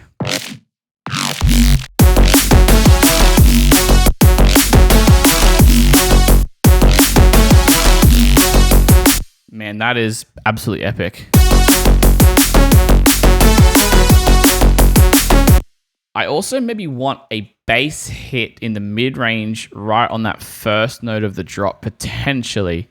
Might go in the background, so we'll see how we go. I'm just going to legato this. We're going to bring in a new serum. You just got to test things out sometimes.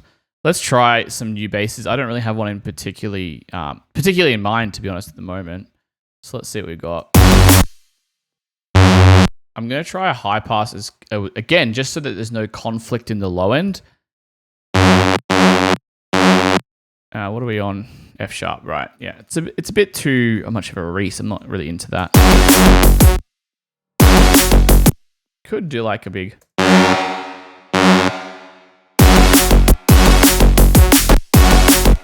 I'm not 100% on that. I do like the reverb though.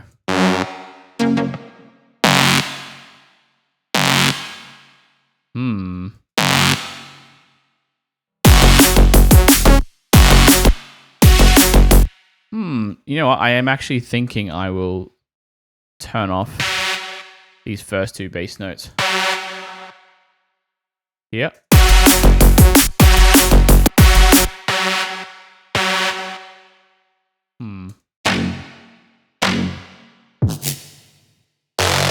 Turn off the reverb.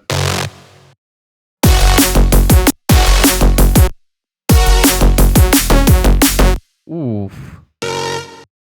That could be cool.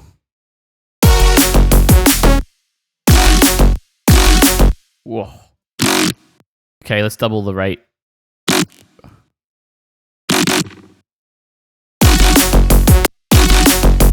Okay, that's cool.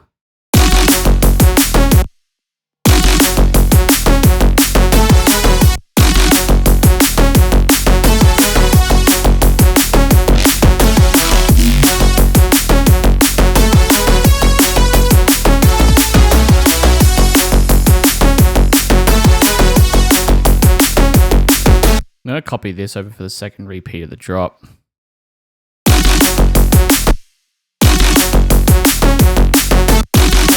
I'm wondering if it is better to go.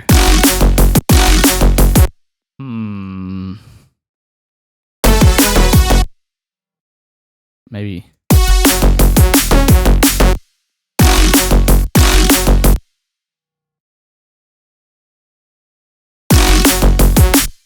I'm just wondering how it conflicts with this bass, this lead note.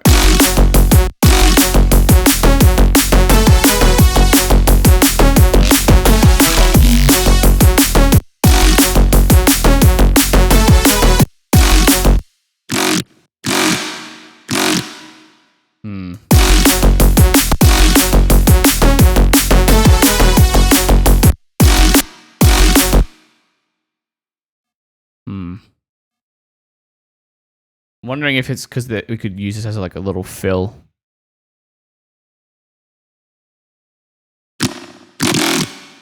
Go bum, bum, bum, bum. Yeah, that's cool.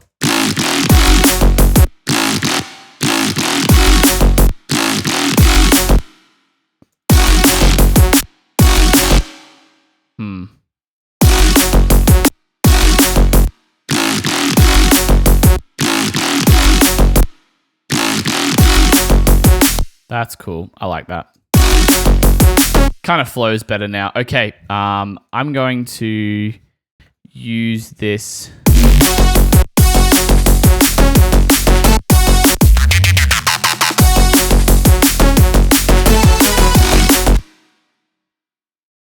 Maybe I'll use this one here.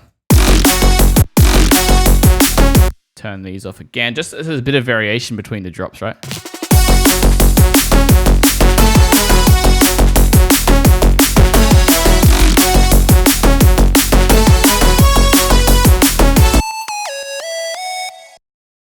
I wanna overdrive this. I'm just having like random epiphanies.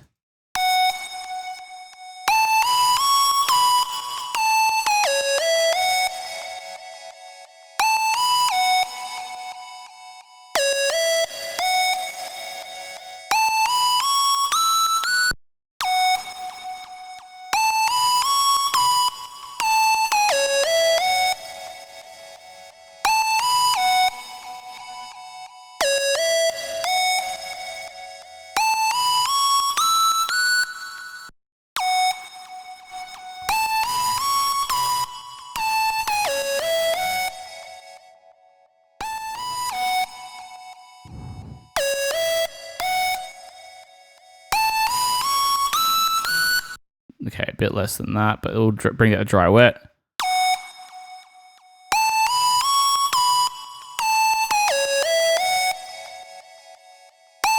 I need to also high pass this. We can also delete this. Or maybe I'll lay this in lower. Yeah.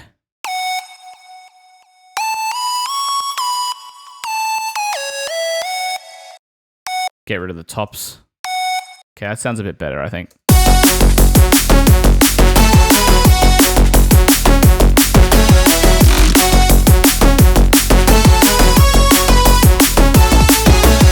Might do a little mini reverse here. Yep. Like this.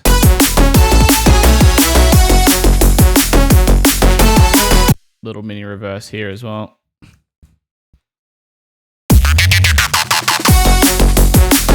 Yep.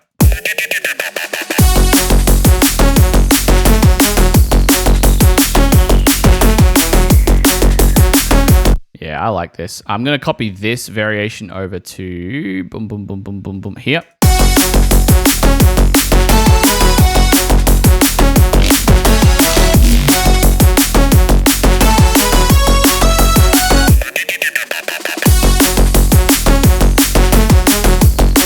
This reverse here can be a bit earlier.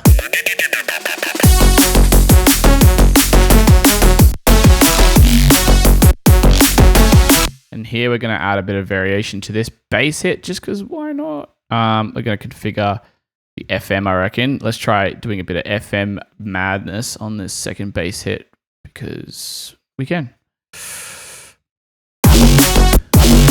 Whoa, wow. Try a few different amounts. Might be a bit much. Oof. And then maybe just a bit of like wavetable change or something. I don't know. We're just going to try different things. Let's try sync.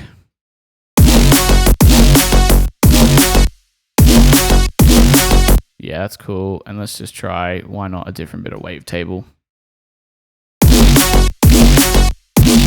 Yeah, that's cool. So this is like, this one is now different, all right? So this one.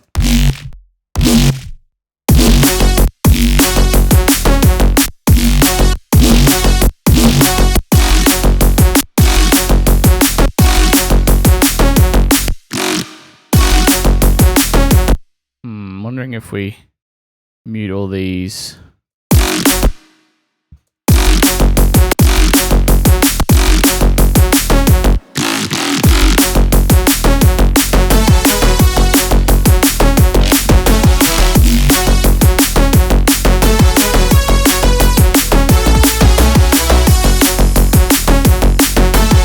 Yeah, I think removing that lead note actually works so well.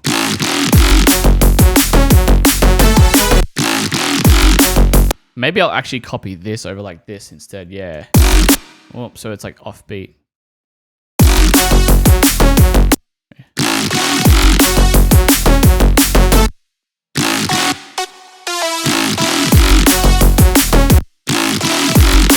There you go.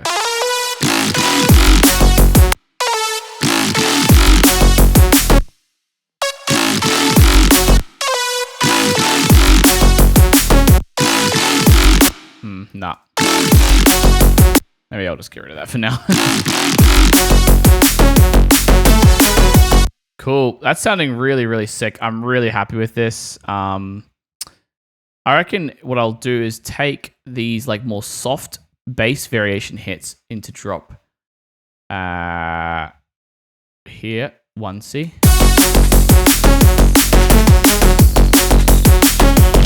I'm going to automate this filter down a little bit.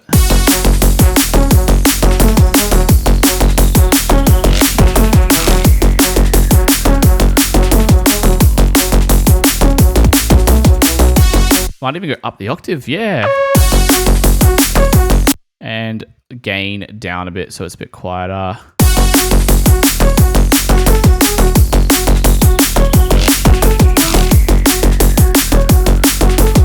I'm going to automate the reverb amount over time. Maybe not on the send. Maybe I'll do it from Serum. If I just go configure, reverb, that's probably a nicer way to do it.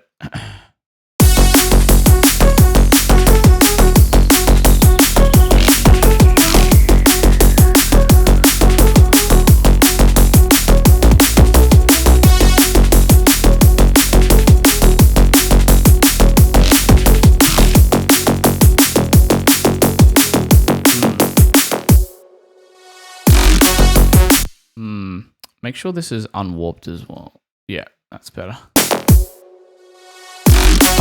Cool. All right, that's good. I like the amount of bass variation that's in here. I might use this going into, would it be here?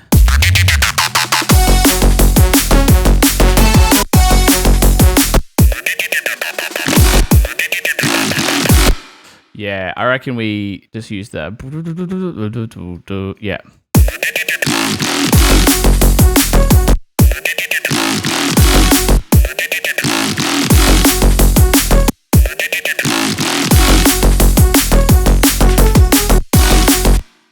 Maybe I'll do here again.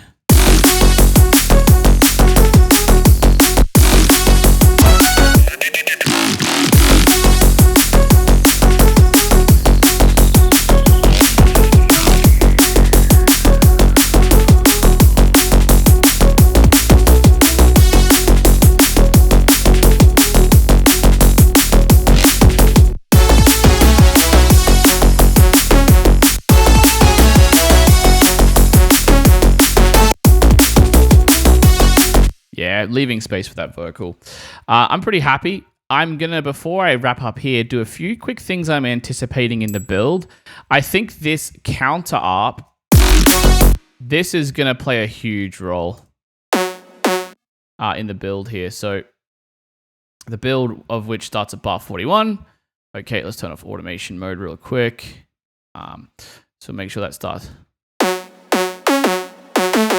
We're going to put our crash here.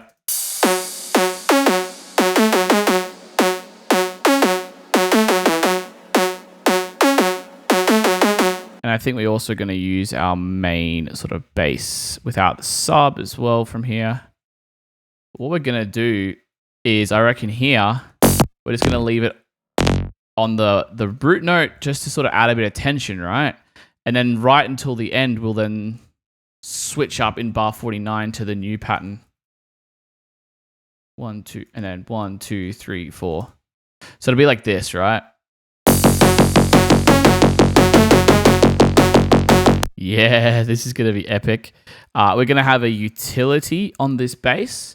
So it's going to be probably on the group, I'd say like -3 less. So it's a bit quieter.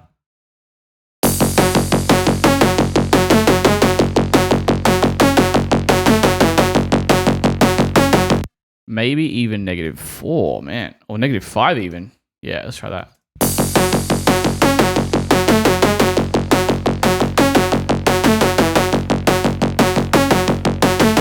And I reckon we'll even have a another EQ on here, like a steep sort of one.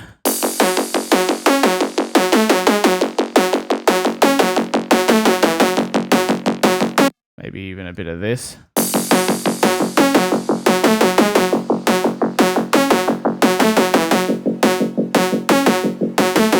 And I reckon we'll play with the EQ of each of these. So we'll sort of slowly bring it up over time here to the point where it's fully open by the end.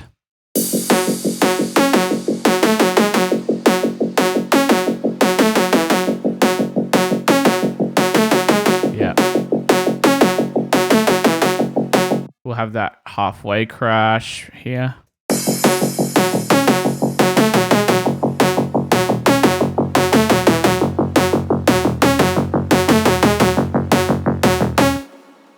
And we'll have a hit here. We'll have the lead sort of get teased at various points.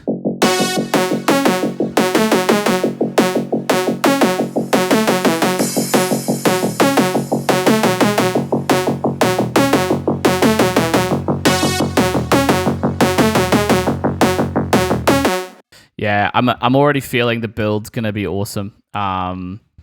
So yeah, we can sort of continue that. But for now, yeah, this is where we're at with the drop and a little bit of the build. Let's keep working on the build, but we'll also go to the vocal next, where we'll introduce that sort of, so our main hook for the intro and the breakdown is there, and then also we can reintroduce it to the drop. So we're going to find a good vocal, so I can't wait to bring that in then. Okay, so now we've got a pretty good structure in place. We've just got to do the beginning, but I want to get a vocal in, like I said. Before we do that, I just want to tidy up some of this stuff. So I'm going to rename some of these channels. This is a snare fill. I'm going to put that down here. This is lead reverse, a little bit of audio. This is crash 1. This is crash 2. This is downlift, which just fits that little bit at the end of AirDrop 1C so well. The bass variations, and I'd call this growl. These can all go up. Bass fill up here. We have all of our sort of secondary bass sounds. Can all be sort of like a similar orange, maybe. Yeah, we'll just color that all there. So that's like the main bass in these, like the secondary basses. I'm also going to put the snare fill as sort of a similar yellowy color to the drums group, but I'll put it outside the drums group still. Up, lead, reverse, and lead 2. That's all fine. And then all these effects can be like a nice white color. We'll assign those to the clips. Okay, we're just a little bit more organized now. Okay, so we're going to add in a vocal. Now, we're going to use this in the intro. We're going to use this in Drop 1C, where we were planning to use it before. And to grab a good vocal, I've gone into vocale.com, who have decided to partner with us for this course, to give you 30% off all their vocals on their website, all their non-exclusive vocals. They're a great resource to find full vocal stems, not just a little sample. So I've got this vocal here. I think it is in this one, actually. You and I have come so far. Don't even know where we are. You can see there, it's quite a long stem. So we're going to bring it in here from the beginning, which is pretty cool. And we can see we've got tons of material to work with, which I love. Now, it's not the right tempo or key yet. Ideally, you want to get something in your key and tempo. I couldn't find anything that quite fit just 100% like that, but that's okay because it's only a few BPM off and a couple of semitones off. So I'd rather prioritize the right vocal rather than just it being a couple semitones out, especially for this track. So first thing I want to do is get the start of the vocal aligned and it warped in time. So let's turn on warping. We're going to use complex here, and we know the original is at 170 BPM, which is what's in the file, so we're going to put that in here. Now, and the original's in A minor, and we're in F minor, so we need to go down from A minor 1 to 3 semitones. That should get us in the key of F minor. Now, we may need to bring this start point back a little bit, or forward a little bit, should I say. Let's turn on the metronome and listen. Yes, that breath is not what we want. You and I have come so far. Maybe we'll bring that back a little bit. You and I have come so far. Don't even know where we are. Looking at our memories. The future never looked like this. Now, with vocals, you may have to align the timing of certain phrases, but I think the general timing is here. Maybe we haven't arrived. Yeah. So I'll adjust that later. Now, I'm going to listen to this with the drop, maybe like 1C here, just because it's in key, which is good, but I don't know if it's going to work 100% with the stuff I've got here, which might means we need to use like an adjacent key up a fourth or a fifth or something like that, which sometimes works with vocals as well. We would water seeds to grow, and we have seen some leaves fall. We've always been easy. Okay, I might move the vocal like back to the breakdown here for now or something like that. We've always been easy come, till we saw the easy go. I like the more spaced out part of the vocal for this 1C. I feel like that's nicer rather than like the more sort of main hook. Now, I don't like it being pitched down. I could try Complex Pro warping, which sometimes makes it sound a bit more like the original, but We've always been easy come, till we saw the easy go. yeah, see, I don't like that. I'm going to go up 5 semitones, which is a fourth, and try if this key just works better. This will make it B minor. Even though B minor and F sharp minor aren't the same keys exactly, they share all the same notes except one. So as long as our vocalist doesn't hit that one off note, we should be fine. And honestly, a lot of pop vocals wouldn't. They tend to be pretty what's called pentatonic, which means they only use sort of 5 out of the 7 notes in the scale, and they're the pleasing ones. Okay, let's play this. We've always been easy come till we saw the easy go. That's cool. I don't like the slight chipmunkness to it. Maybe we'll go back to Complex Pro. We've always been easy come. That's nice. Maybe I'll adjust the envelopes a little bit. We've always been easy come. We've always been easy come. We've always been easy come. Till we saw the easy go. Yeah, so as you can see on the side here, lower values work when you're working with higher pitch samples and her voice is pretty high. So you can sometimes bring it a little bit and the warping just sounds a bit cleaner, which is why I was playing around with the envelope there. I quite like that. Let's listen in context. We've always been easy come. Till we saw the easy go. But I thought that we were strong. Yeah, so it needs a bit of mixing, of course, but I really, really like that. Okay, we're going to leave that like that for now. Let's turn off all this here. I'm going to make sure that we just get the edge of that vocal coming in there. And I'm assuming we're not going to want anything from here onwards. For now, now in terms of over here, I might use the same vocal, or maybe there's a different phrase here. Maybe we haven't arrived. You and I have come so far. Don't even know where we are. Looking at our memory. Wondering if we just bring this over to the intro here. You and I have come so far. Then we have this kind of continuing through the breakdown and then the build. Thinking of loving me. Now would be the time. Thinking of loving me. Oh, there's some... Okay, so we need to start to process this vocal a little bit. I'm going to bring on an EQ3. No, we're going to bring on... Let's do Pro Q3. Oh, no, we'll do EQ8 to keep it stock for the sake of this course. Thinking of loving me. Yeah, we're going to get rid of this really harsh resonance around here. Thinking of loving me. Now would be the time. Going to roll off some of this really harsh high stuff. Thinking of loving me. Now would be the time. Okay, that's sounding a bit better. Let's add a bit of multi-band comp to it. Thinking of loving me. Now would be the time. I'm going to add a bit of reverb to my main verb here, which is a nice luscious thick reverb. Thinking of loving me. Now would be the time. Bit of stereo as well. Thinking of loving me. Okay, I'm still not 100% that we're going to use this exact vocal. There was some stuff before this here that I might like better. Did my last chew up and I left my. We would water seeds to grow. Ooh, I like that. Yeah. We would it. Cause if you we would water seeds. Maybe if I get rid of this. Do it.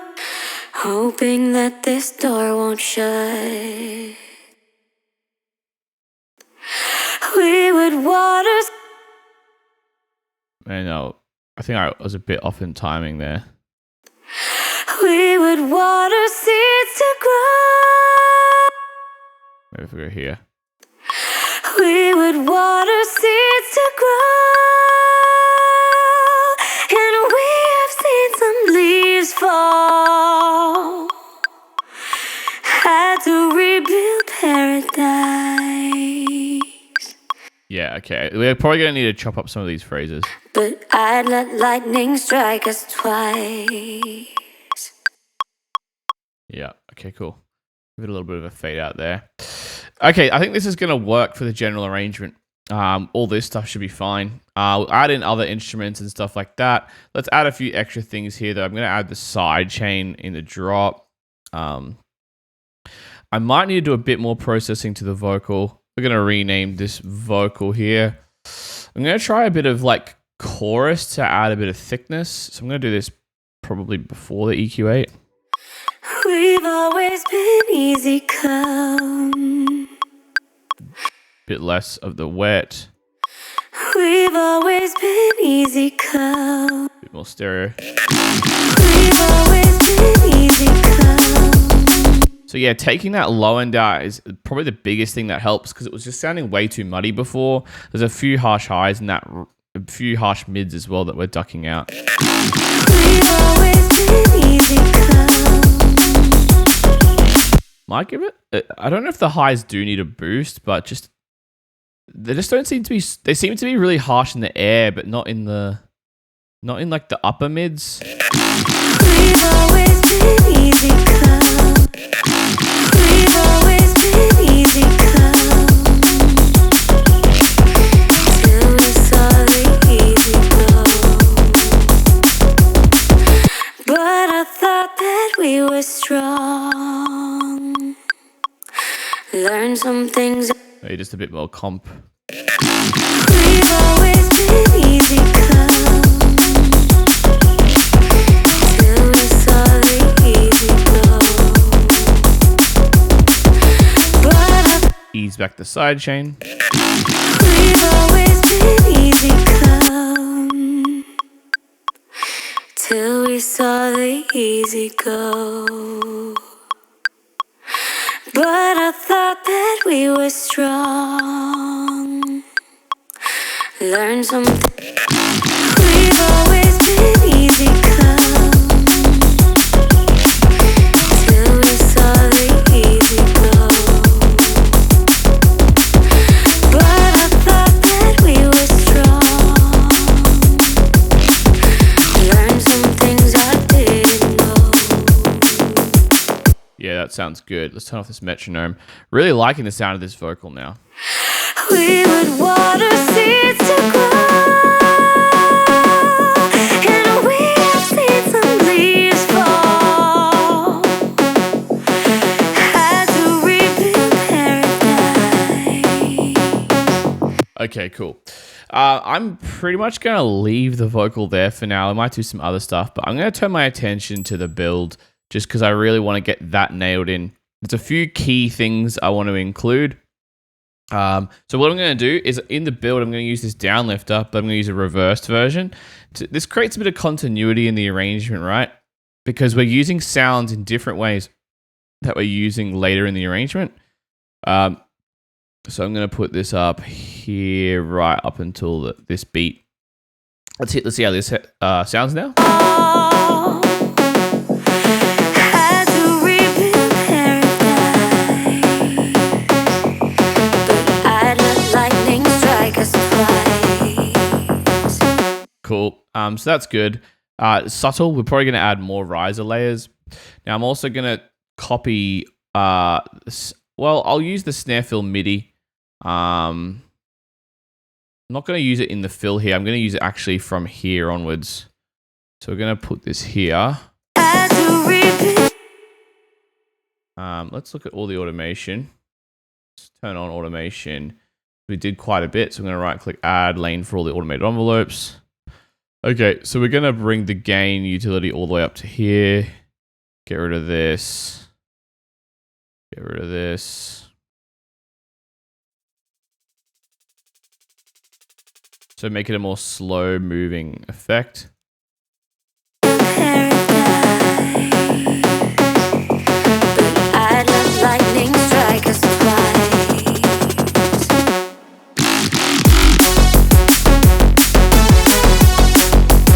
Okay, and I reckon in the build we can sort of use some of these other hat sounds and whatnot, just to give it. We would water seeds to grow, and we Not at the beginning, from here. had to rebuild paradise, but I'd let lightning strike us twice. rid of everything here. Yeah, just to get a bit of energy in there, right? Maybe bring in the open hat. Yeah, that's the one. Hat loop, maybe.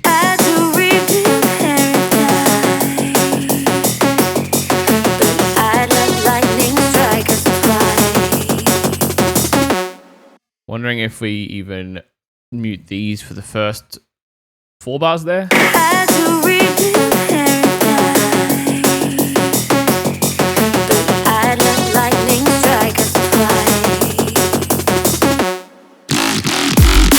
Let's try the kick at a few key places.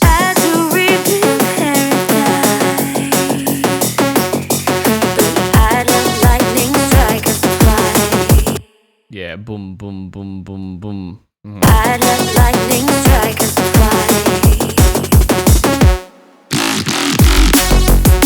Maybe not there, actually. Maybe I'll do one in the middle here.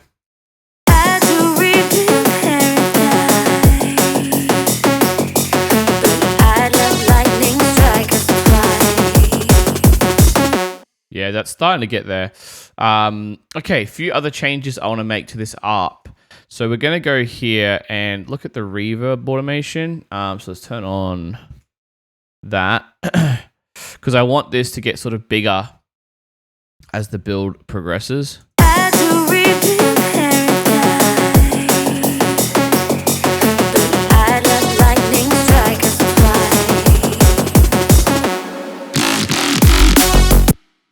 And then we're going to go, maybe you'll come back down to 0.15 by this note. Oh, 0.15, yep.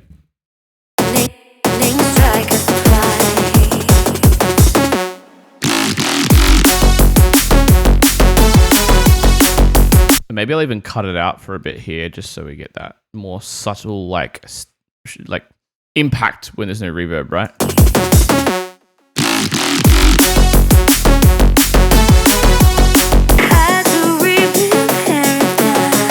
Now, what I also want to do, I don't have a spare envelope. Oh, sorry, macro. But what I am going to do is let's look at the sound.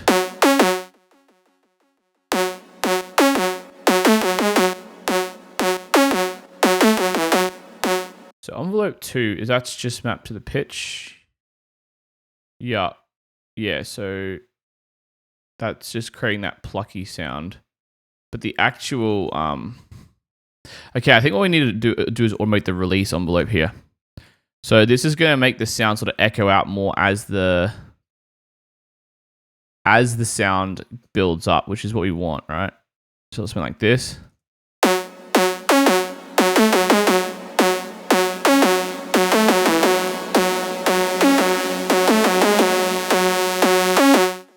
Yeah.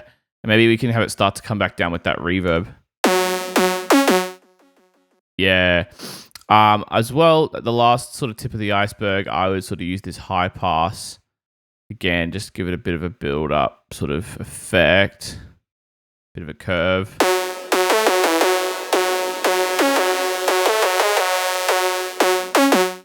Just a subtle amount.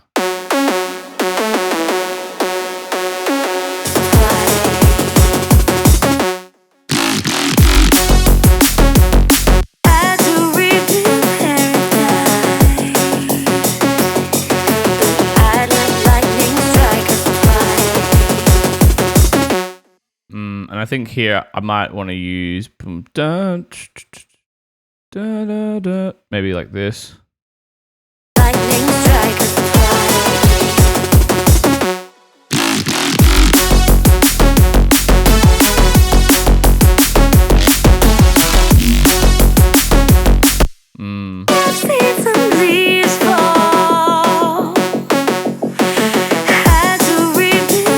Alright, cool. This is sounding good. Let's get another riser sample in here.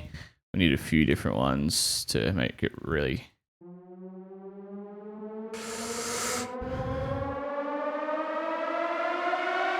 that more sort of tonal one could work quite nicely. Let's try it. It is in F minor, which normally we don't get a super tonal riser. that does mean to me that I want to.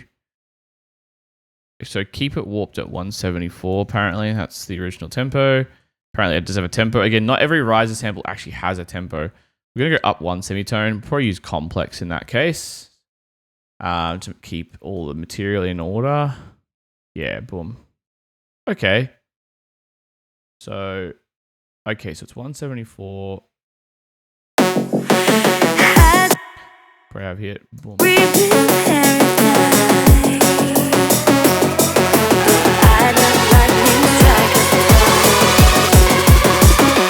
Okay, so we might even just cut it off there like this.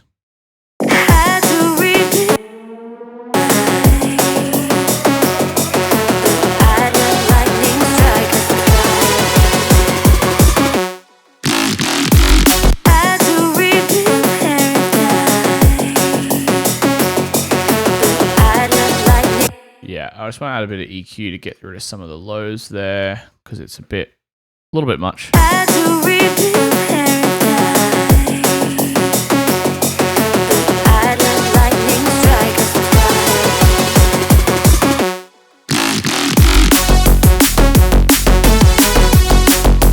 going to do a little reverse crash at the end here. Subtle. I'm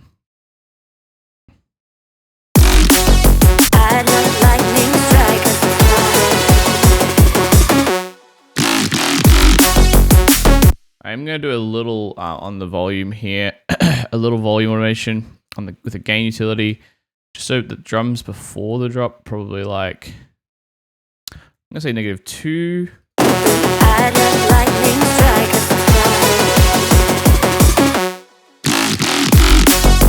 And I am going to make sure we copy over that sidechain on every kick hit, right? That's super key. Boom, boom, boom. Because that'll give us like that energetic build effect. Boom, boom, boom, boom.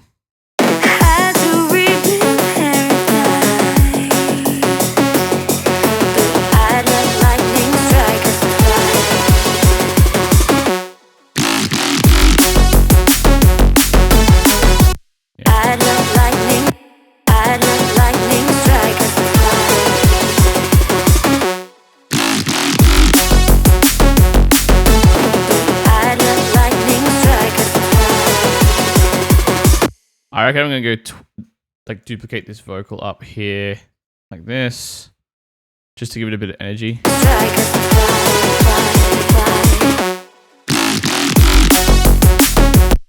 Yeah, maybe.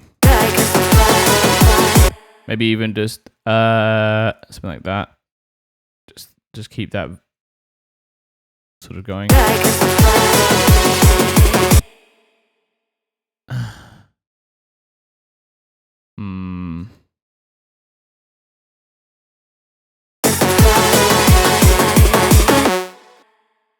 Maybe even, we could do like a cool little pitch up thing. Check on complex, go to our envelopes, go to our clip. We're going to find transposition and just do like a quick little riser out of it.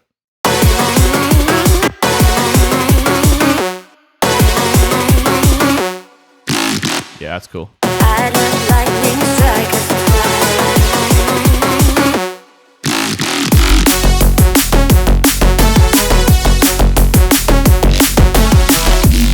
Wondering if I should put this crash at the beginning here. Here. Yeah, I reckon that's cool. Okay, this build is starting to turn out really good. I just want like a bit more of an impact earlier in the build. We would water seeds to grow, and we have seen some leaves fall. Had to rebuild paradise. Okay, let's go impact. See what we got.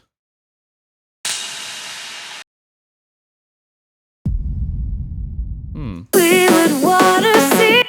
I'm wondering if that could work well. Like this. Turn off the warping.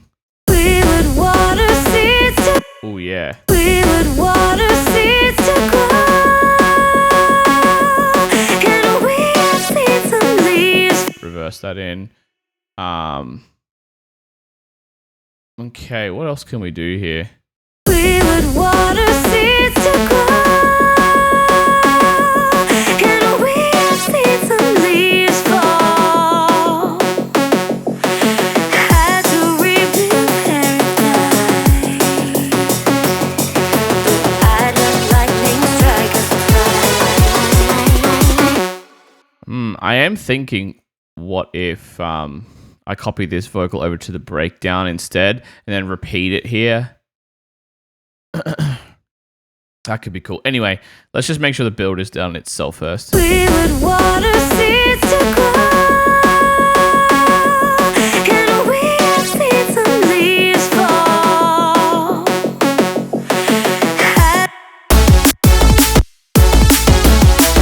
I'll copy this lead over here.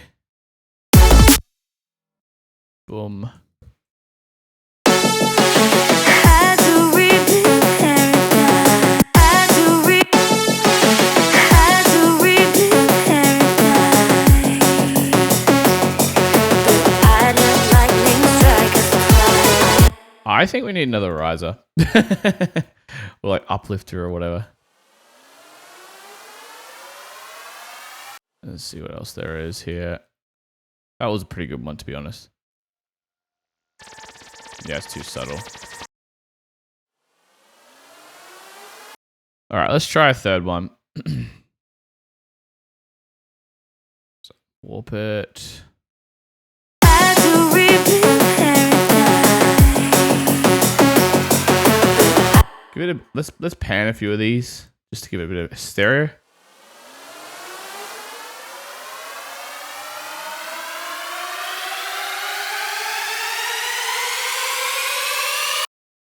Had to rebuild paradise.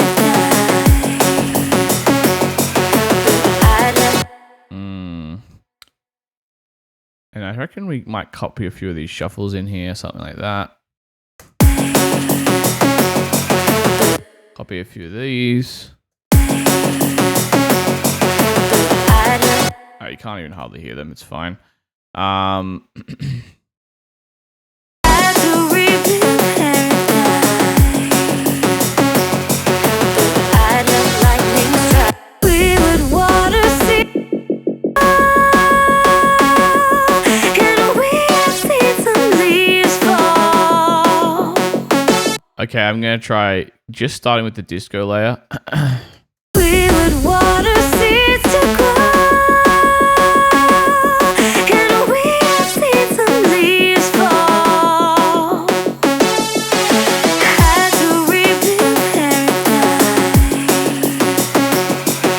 And then this bass will come in here, yeah. Had to rebuild paradise.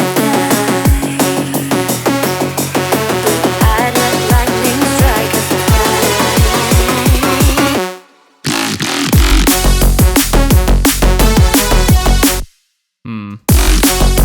Made the crash at the one.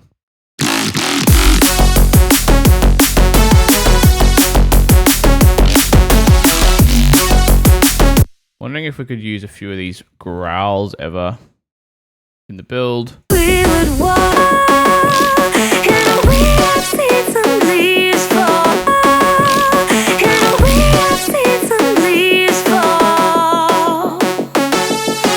Had to walk, and we have seen some leaves fall.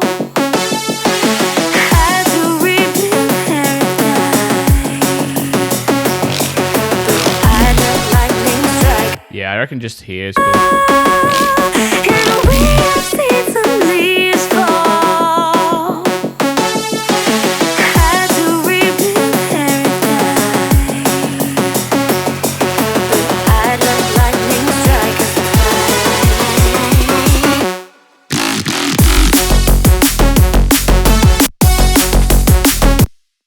Yeah, I think it's sounding good. I'm just feeling like for some reason something is missing from the build here a little bit. And we have seen some leaves fall.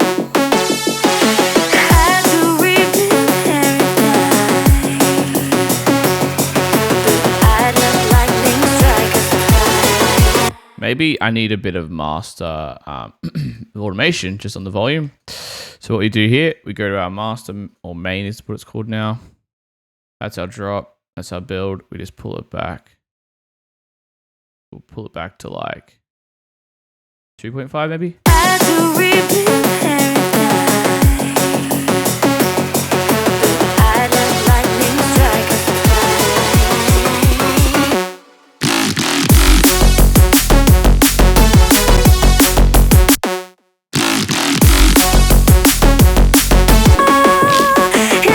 Yeah, that's sounding a little better now. I think that gives us something. I'm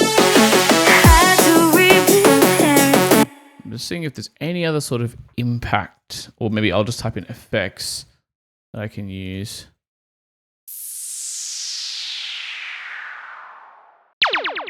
Maybe.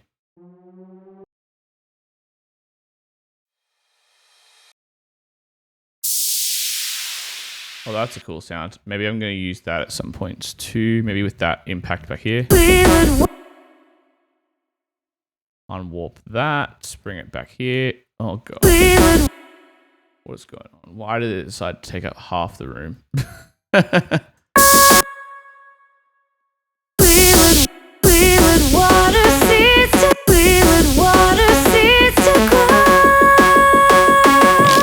Might even bring this back here because I like this impact on its own.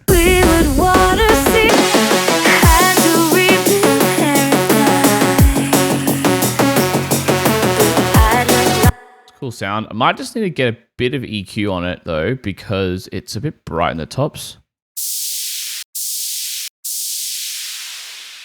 Yeah. There you go. Add a bit of verb to it.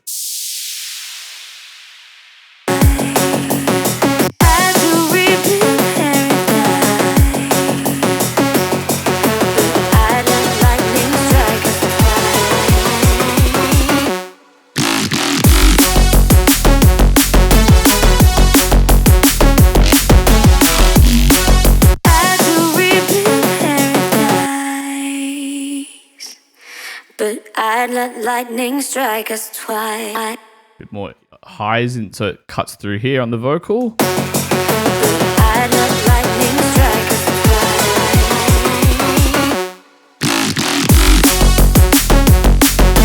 All right, I'm going to leave the build for now. We're going to turn our attention to the breakdown, where I would like to sort of tease the lead on a new sound.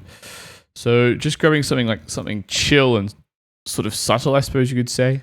Maybe we have interrupted. And using it sort of as a background melody this time. So I'm just going to pull in a quick sound, like some sort of key sound that I have used in the past, probably an original sort of sound. Let's see what we've got here. I'm going to go to like key sounds.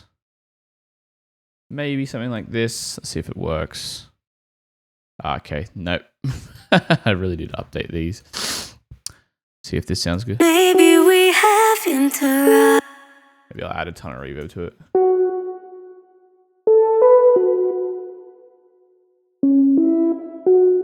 Yeah. Maybe we have arrived. 5 minutes left for surprise.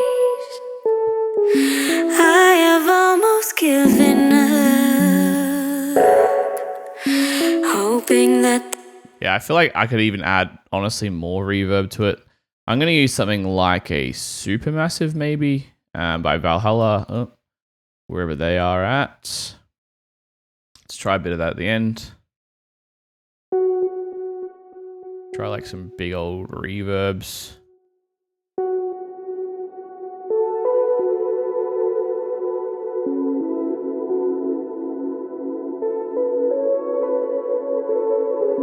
I have almost given up, hoping that this door won't shut. We would water seeds to grow, and we have seen some leaves fall. Yeah, that's kind of cool. Maybe we haven't arrived.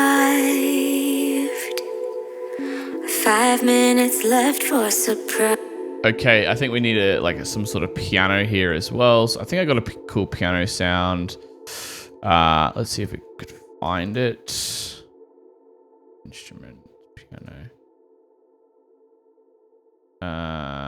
Maybe not. Thought I did have one. This is where it's cool to actually go into your old projects and use a piano that you know you've used before. So I'm going to go into my finished, released, I think it was 2021, 2022. I think it was in Bellbridge. Oh, apparently none of the tracks want to show up, which is interesting. Normally you can get the tracks showing up. That's okay. Let's just really quick grab a piano from... There's a Spitfire one that is included with Ableton. What is it called? Piano. Can't remember the name of the actual... Is it Spitfire? It was Uplift piano. Upright. Oh my gosh. Here we go. Piano upright, I think it is. Oh no, upright piano. Yeah. So let's pull that in. We're basically just going to program in some really basic chords. So we're in F sharp minor. We're going to go boom. We're going to go narrow grid.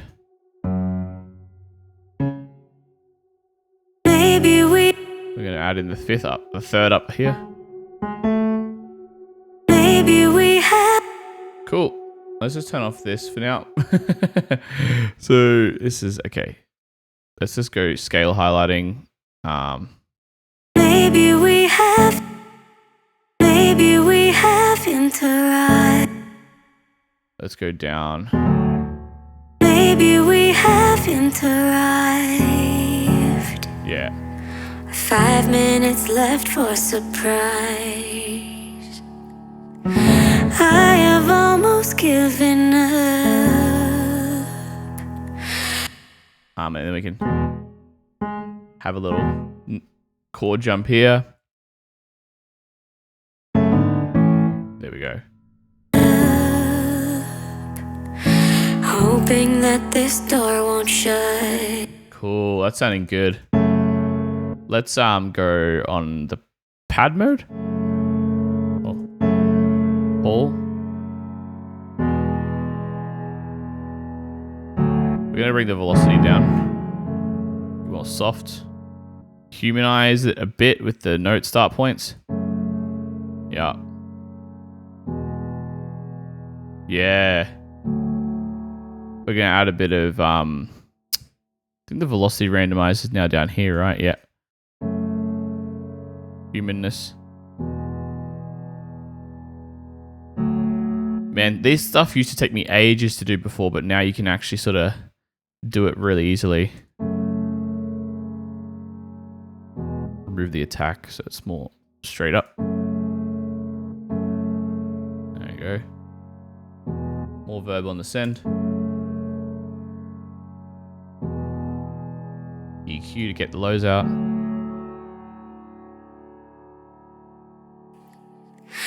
I have almost given. And then what I'm going to do, copy this. We're going to remove everything except the bottom note. We'll make sure that one's in there. I'm going to add change this to like a Reese. I'm also going to grab all the MIDI and make sure it is sort of straight and quantized to 1/16th grid 100%. So it's more on the grid. Okay, quick serum. We're just going to find probably even use this the Reese patch I've made, to be honest. It's a really simple sound. Where is it? Maybe we haven't. Okay, we need to go down the octave. Maybe we haven't. You know what? I'm going to use a new one. I think there's a few cool Reeses in here I can use. And just sort of low pass them. Wherever that is, there was a few cool ones. Okay, we're gonna go up the octave here. Boom. Chuck this in.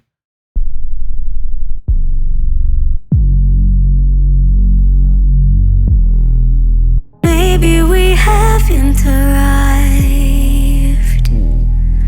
5 minutes left for Quieter. Maybe we haven't arrived. Okay, I like that little bit of punch. I guess it's, yeah, envelope 2 in the master tune. I'm going to reduce it though. Just a little bit. Also going to make the unison more like...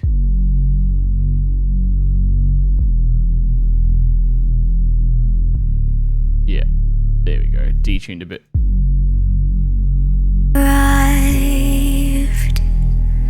5 minutes. Maybe a bit of verb. I hope that it's not going to get that. Maybe just for subtly. Maybe we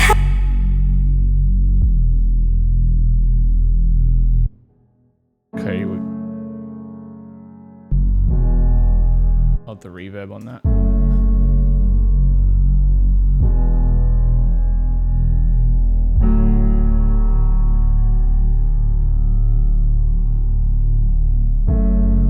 was giving up. You know what? I'm going to use this piano in the intro too. You and I have come so far. Don't even know where we are. Looking at our memories.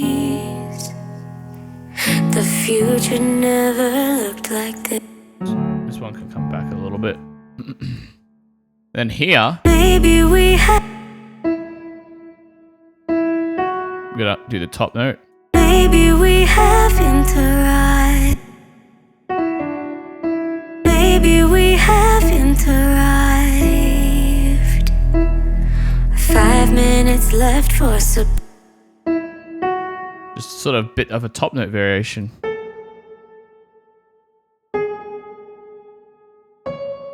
Yeah. Yeah, cool. That's nice. Maybe we have.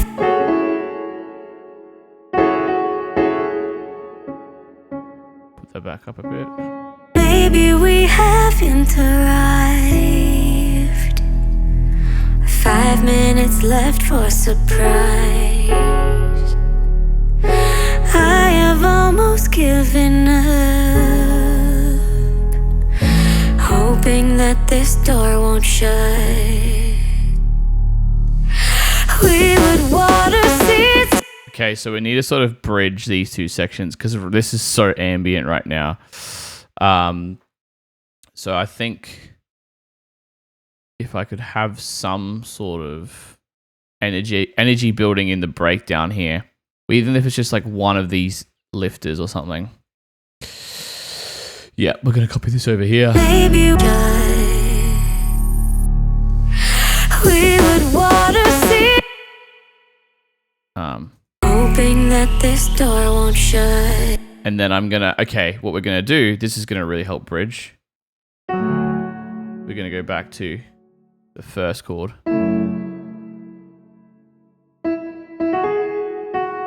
Hoping that this door won't shut. Then we're gonna go back up on the beat, the bass as well, to F sharp. Won't shut. We would water seeds. Maybe I'm gonna put a few notes here. I have almost given up, hoping that this door won't shut. I gotta bring this back in. That'll be key. Maybe we haven't arrived. 5 minutes left for surprise. I have almost given up, hoping that this door won't. Yeah, get rid of that mids. There's a bit of a mid pile up there, so. Maybe we haven't arrived. 5 minutes left for surprise. I have almost given. I'm gonna do the same reverb on here and then automate it out. Yeah, that's gonna be sick. Okay, we're gonna do that there. We're gonna copy. Yeah, here. Shut, door won't shut.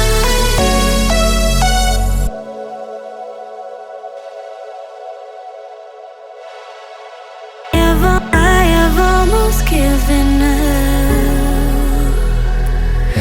hoping that this door won't shut. We would water, Yeah, that's cool. we would water, we would water seeds to grow, hoping that this door won't shut. We would water seeds to grow, and we have seen some leaves fall. I want to put a few of these kicks in earlier here. So like, We would water seeds to grow, and we have seen some leaves fall. Had to I have almost given up, hoping that this door won't shut. We would okay, we're gonna fade out the bass here. We would water seeds to grow, and we would water seeds. We would water. Alright, I got a cool idea. We're gonna get the auto pan here, and then we're gonna turn it on 1/16 on a saw down, bring the phase like this. We're gonna basically bring up the effect. We would water seeds. 1/8, sorry. To match the bass line.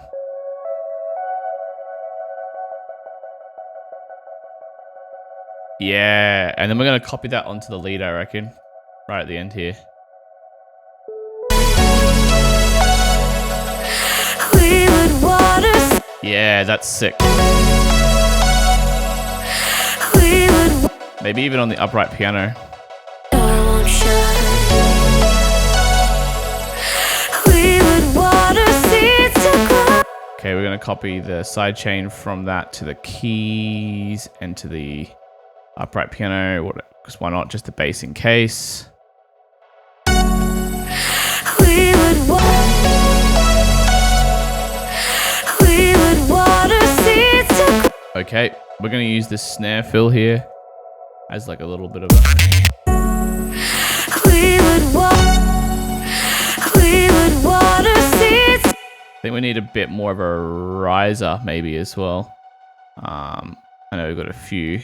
Had to rebuild paradise. We would water seeds to grow.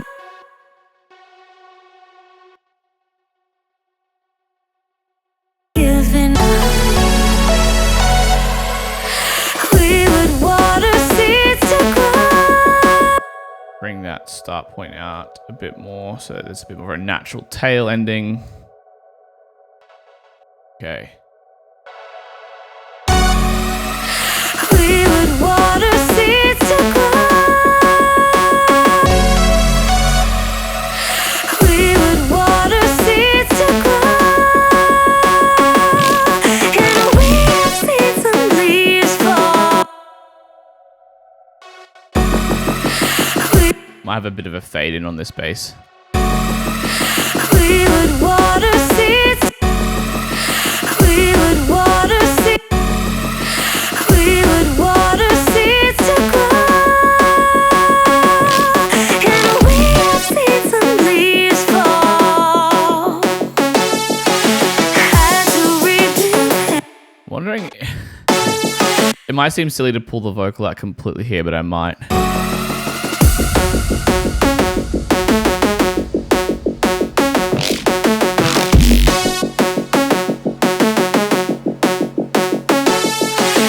Had to rebuild paradise. I'd let lightning strike us fly.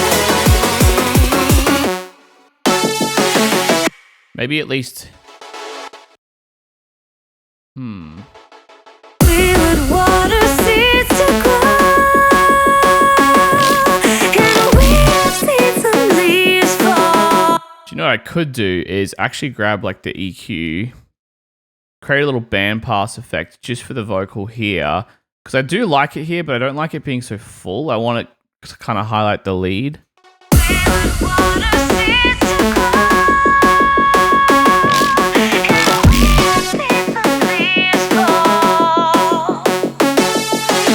Cool. So all I'm going to do basically is turn on this EQ for just this section here. We would water seeds to grow. We would water seeds to grow. Maybe a bit quieter as well. We would water seeds to grow. And we have seen some leaves fall. Had to rebuild heritage. We would water seeds to grow. And we have seen some leaves fall. Had to rebuild heritage. I'd let lightning strike us twice. I'm not 100% on that actually. I think it's, yeah. I might come back to that in a second. Let's just keep working on the intro and breakdown now. Make sure that's 100% all fleshed out because that could do with a bit of work. I quite like the use of this impact from the beginning. You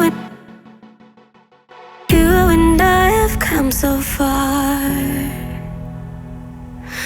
Don't even know where we are. Looking at our memories. I do a bit of multi-band comp on it just to bring a bit of life out of the piano. Don't even know where we are. Looking at our memories. The future never looked like. I'm gonna copy over this crash here. Looking at our memories. You and I have come so. You and I have come so far. Gonna do a little lead reverse here as well, maybe. You and I have come so far. You and I. Where did... lead one is up there. That's why. Okay. You and I have come so far. Don't even know where. You and I have come so. You and I have come so far. Don't even know where we are. Looking at our. You and I have come so far. Don't even know where we are. Looking at our memories. The future never looked like this. Maybe we haven't arrived. 5 minutes left for surprise. I have almost given up, hoping that this door won't shut. Okay. I'm gonna add in a new serum. I just want to add in sort of a new melodic element, like an ARP of some sort. Let's see what we got here.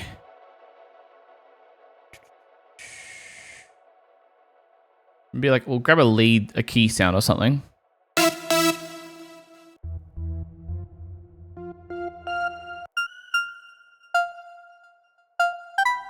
Yeah, that's cool. This might even just... You and I, maybe we haven't. 5 minutes left. We'll copy this over to here. Looking at our memories. Oh, come on.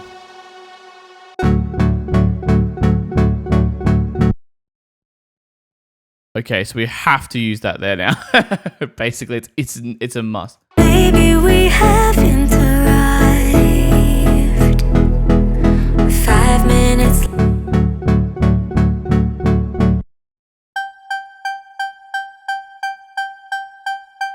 Yeah, it's a bit delayed, which I don't know if I can do much about. Okay, I might have to just quantize it, that's why.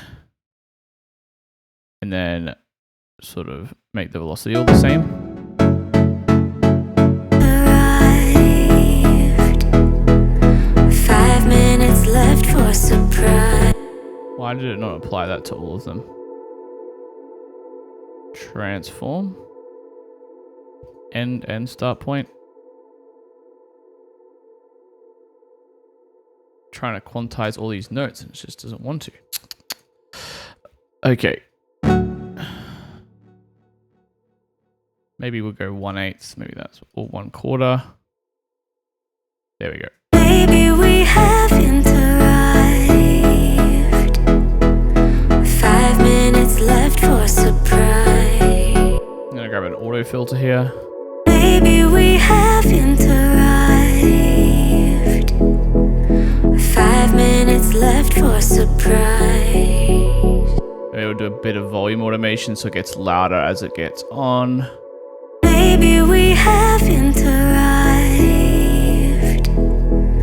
5 minutes left for surprise.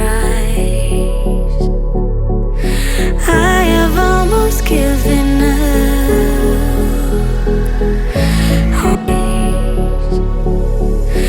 I have almost.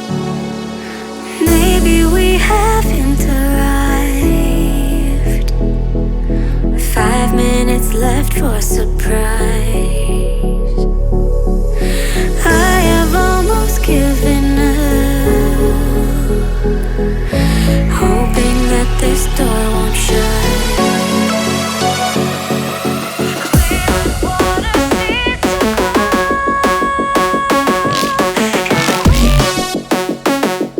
Nah, the vocal there just doesn't work.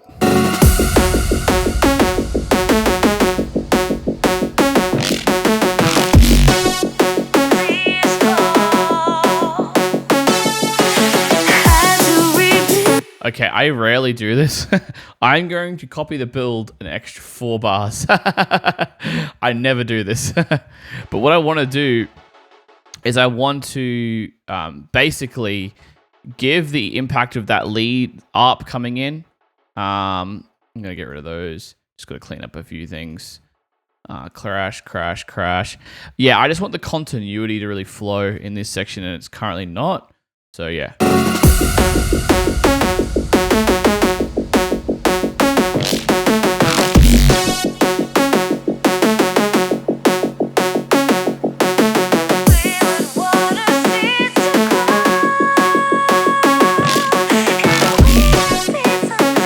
And then here, I think I'd bring in the extra layer to really fill it out.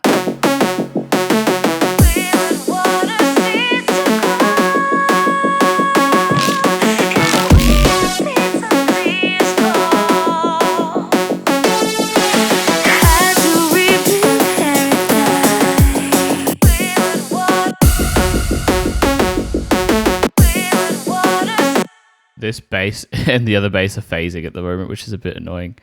I'm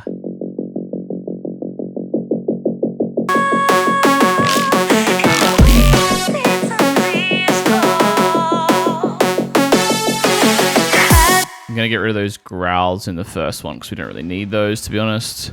Delete all those.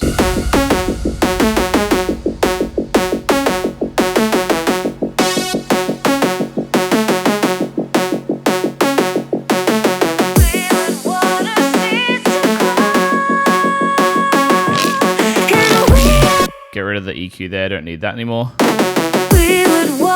Maybe another impact.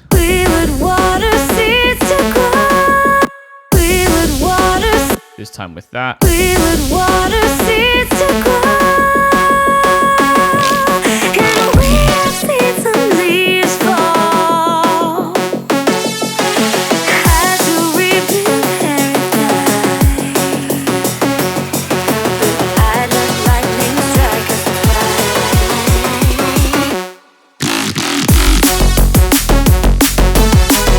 Yeah, that's it. Okay.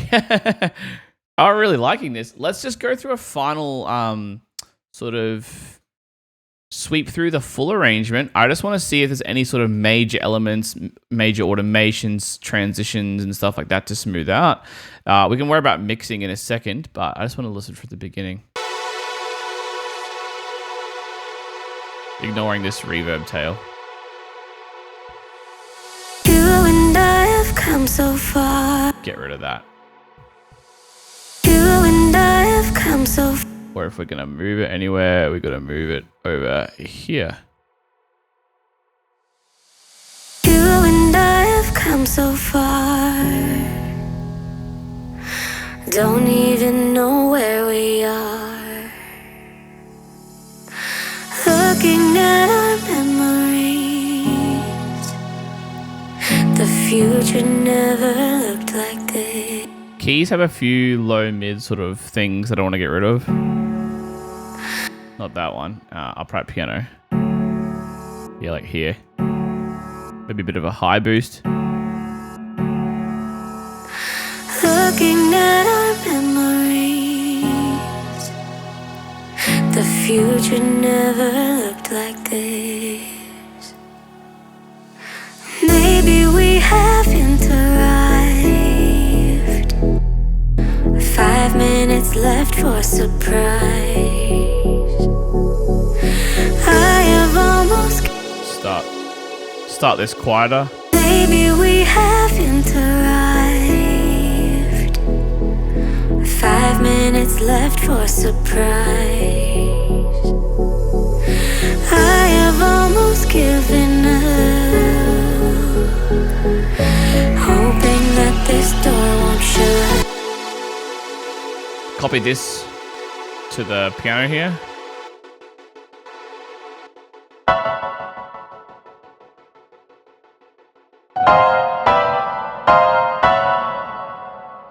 Yeah. Maybe that this door won't shut. Yeah. We're gonna do the same sort of soary thing to this. We're also gonna bring up the filter towards the end. Yeah. Maybe I have almost given up, hoping that this door won't shut.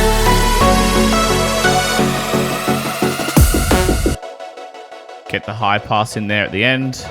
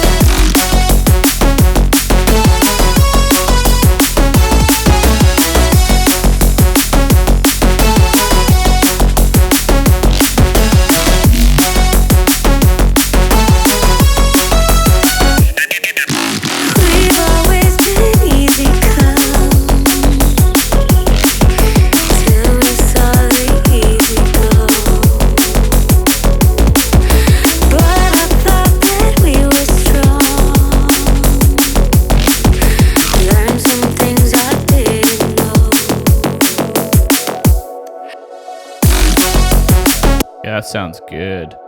Let's just make sure there's still a little less of this. We've always been easy come till we saw the. That's a nice little ambience in that end of the drop there. I quite like that. I'm just had this thought of like this bass fill here, if we could use it in the build somewhere.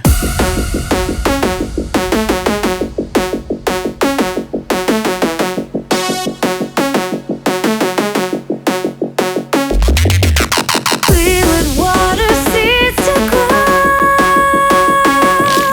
and we have seen some leaves fall. We would water seeds to grow. We would water seeds to grow.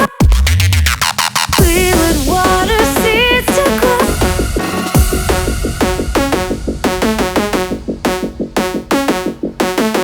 I'm actually wondering if this impact makes sense here anymore. Maybe we want to hear. Maybe we haven't.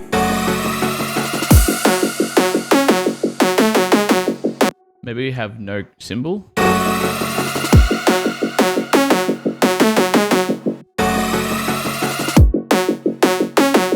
won't shine.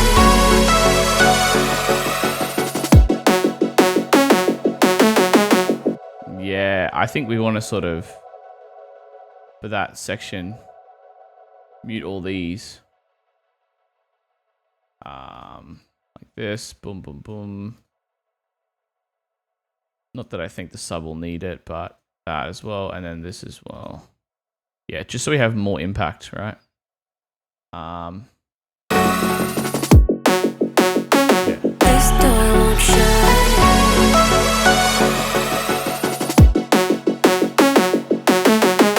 Do I do it with the lead as well? Maybe.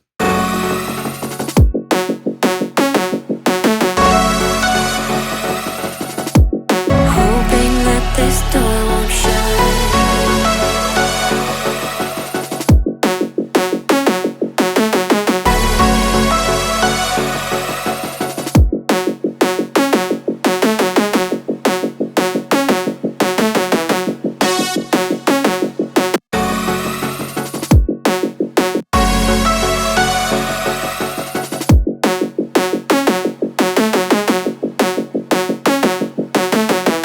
I actually think the ARP needs to be a little bit louder.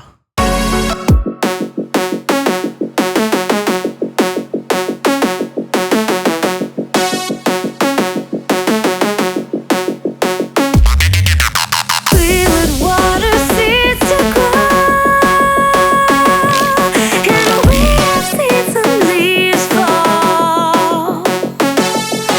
Had to rebuild paradise, but I'd let lightning strike us blind.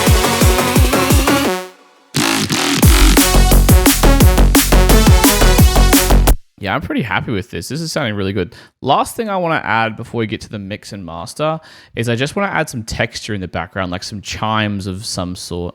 You and I have come so far. Don't need.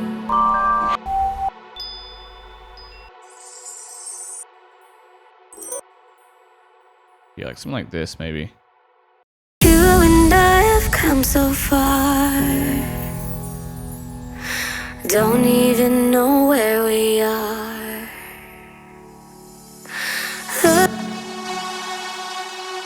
You and I have come so far.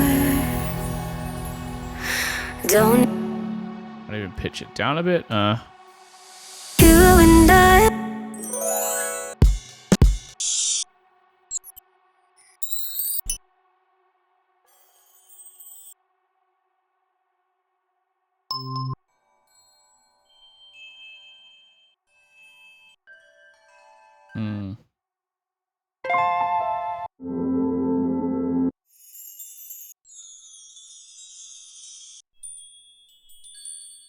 That's probably a more consistent one. Let's do that. You and I have come so far. Don't even know where we are. Looking at our memories, the future never looked like this. Maybe we had.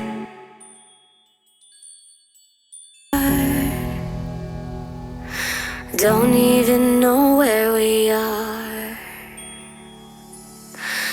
Might add the Valhalla we had over here just for something fun, add a bit of texture. Maybe I'll put it before the EQ, and I'll just bring down the mix a bit.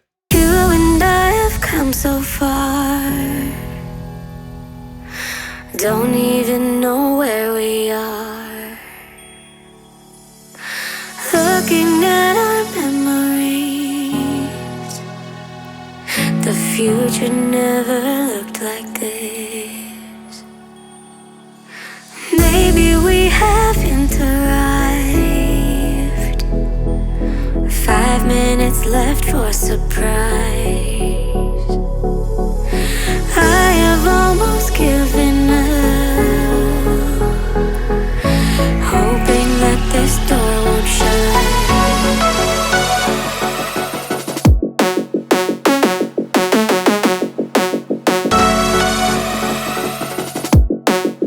Just wondering if I need this in here now.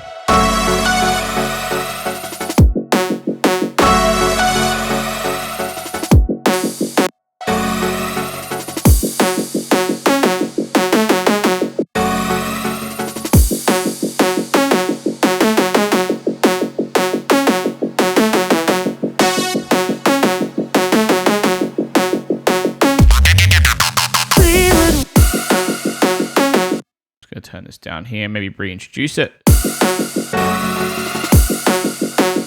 Yeah, that's still a little smoother. Okay, I think that's sounding good. I like that it the chimes sort of fade out as the track builds. You and I have come so far.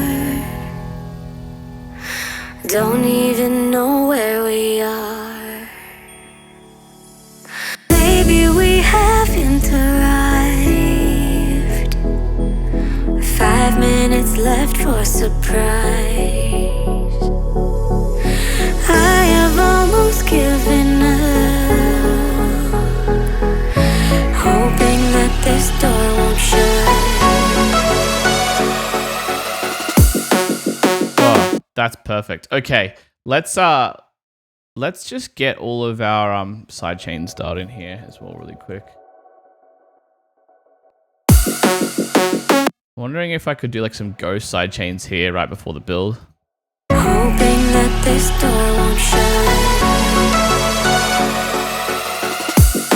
shut. Won't really matter. Okay, basses are good. Up, lead. I'm going to call this intro keys. I'm going to call this intro piano. I'm going to call this intro Reese. I'm going to call this rhythm chords. I'm going to call this chimes. I'm going to call this lifter 2. Oh, sorry. Lifter 1. I'm going to call this lifter 2. This is actually an impact. This one can be lifter 1. This one can be lifter 2. We're going to call this sub impact. And then this one's going to be a vocal. So we'll bring it up here. These can all get colored white and assigned to their clips. Vocal can stay green. It's a nice distinctive color. I like all these sort of being a nice like light blue maybe. Just a sort of like an intro color, right? This is sort of like an effect as well. We might do it like a sort of a slightly different color just because it's like an effect in the intro. I'm going to bring all this stuff up above the intro here. So we're going to go here. And then all this intro stuff can be down here. Perfect. I am really happy with this arrangement. All right. So now that we've got our full arrangement in, we can make a few changes as we go in terms of like we can iron out transitions and stuff as we mix, but we are going to focus our mix now. So can't wait to just sort of dive in, give this that final professional polish. It's really not too far off. We'll go from there. Okay, so let's turn our attention to the mix and master. We've done a lot of that as we've gone, as you would have seen from this process. However, it is good to have a final mix and master session just to make sure your mix is as professional as it could be. So what we're going to do here first is we're going to turn off all of our elements and basically bring them in one by one. We're also going to do this process probably at the most dense point of the track to start, which would be drop 1B. So let's turn off all this stuff here. Stuff that has automation, I'm probably just going to not touch for a sec because it's going to be off in this section probably anyway. Okay, maybe the lead, I will leave that as an exception. Okay, cool. So first thing we're going to do is just look at the drums as a mix. Now, if I pull up my Voxengo span here, which is an equal weighted spectrum analyzer as opposed to Ableton's one, I'm going to be able to see how these frequencies are balanced for human hearing rather than the objective levels of them all. So let's play this through this. This is going to hopefully tell me whether my highs, lows, and mids are balanced. I am thinking the drums sound a little bright, so I might need to adjust the highs of some of those hits. Yep.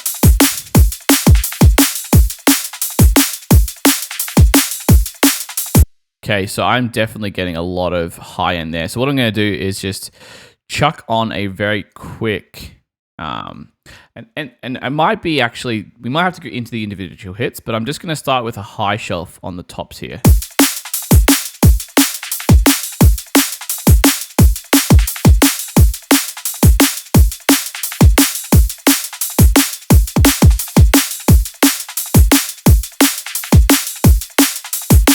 It's a little more balanced. We'll start there and see if that's enough. We might need to go back into it.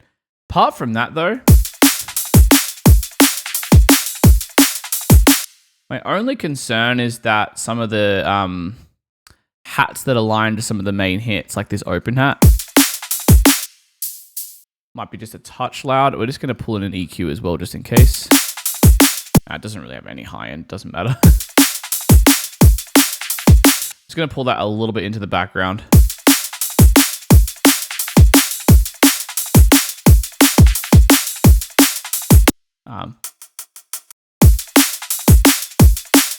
Open hat as well down a little bit.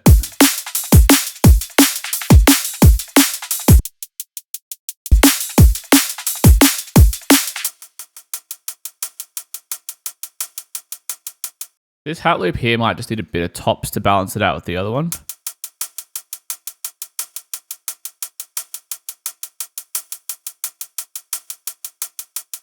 That's good. This one may need a little less though.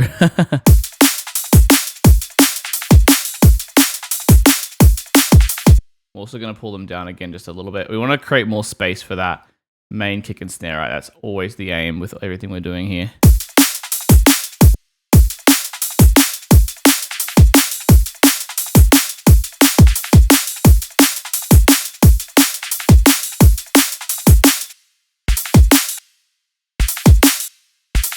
So with this ghost snare, it's just a little bit too flabby. I'm going to use the transients on the drums bus.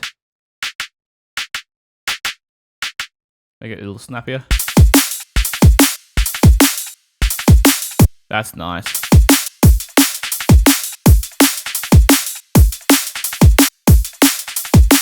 There we go. Make it a little quieter too. That fits in the mix a little nicer.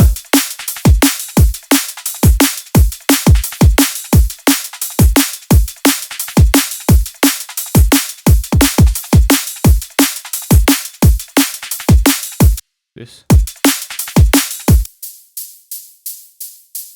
Yeah, that's okay. I might just go down a little more.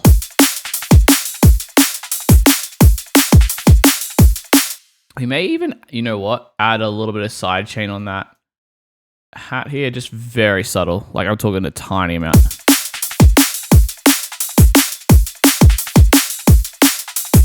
Yeah, that's nice. Just so that that kick and snare are always cutting through, right?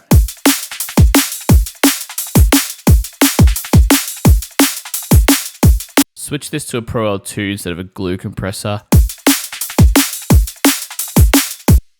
What I may do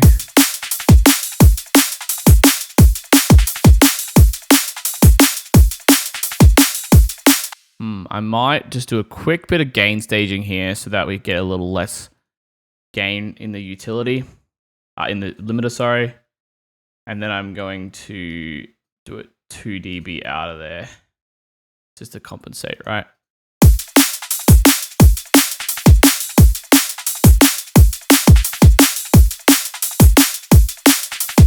We're just limiting the drums now, less overall, I suppose, which is good. So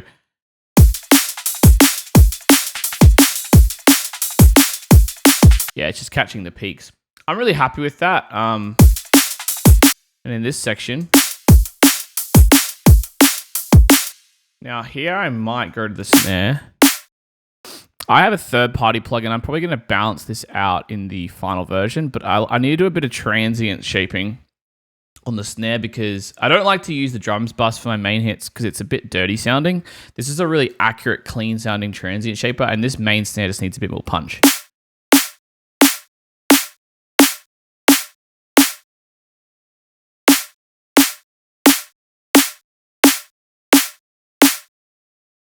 Yeah, let's see how that sounds.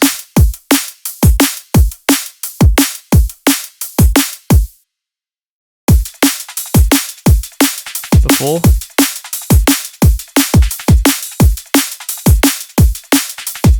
Yeah, it just gives it a little more punch. I like that. I don't tend to use third-party plugins in this type of course, but I really needed to use this one. Okay, everything in the drums is pretty good. Otherwise, I'm quite liking that. Let's bring in the snare fill here. Yeah, that's pretty good. I'm quite liking the sound of that. It's a very minor element, doesn't need a lot of change. So I want to look at this bass and disco layer.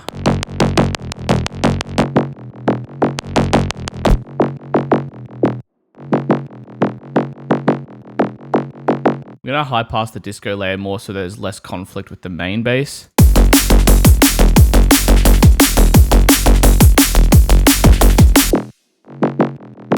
Boost up some of these frequencies.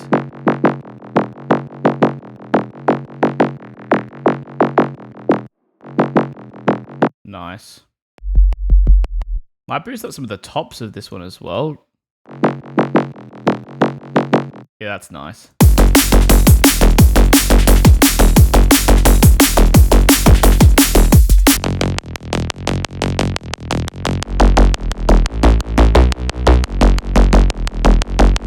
Yeah, that sounds good now. Might just give it that final top end boost. Maybe not even. Maybe.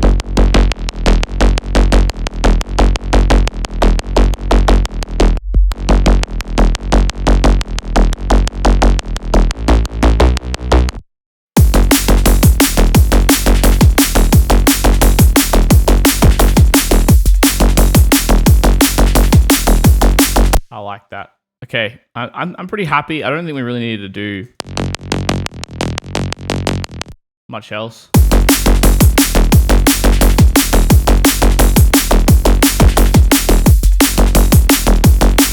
I just like get rid of those low mids in the main bass.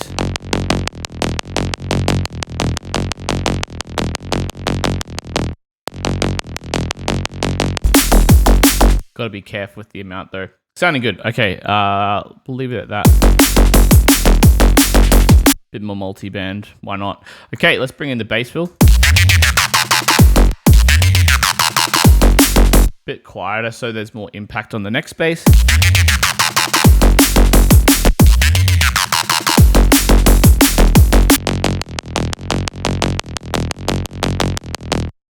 Yeah. Let's just roll off some of the tops on this one. I'm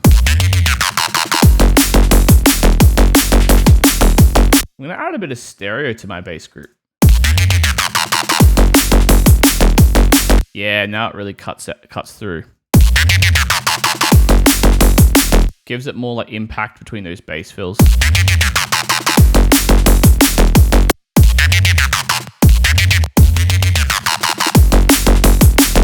There we go. That's sounding good. All right.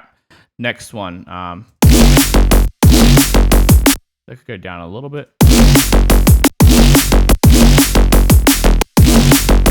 Maybe these ones could as well.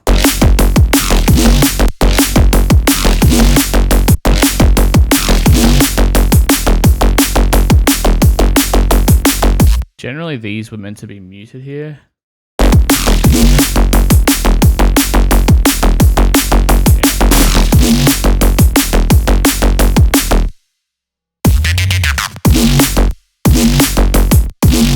Yeah, bit better balanced. Okay, let's see where this other bass fill is here.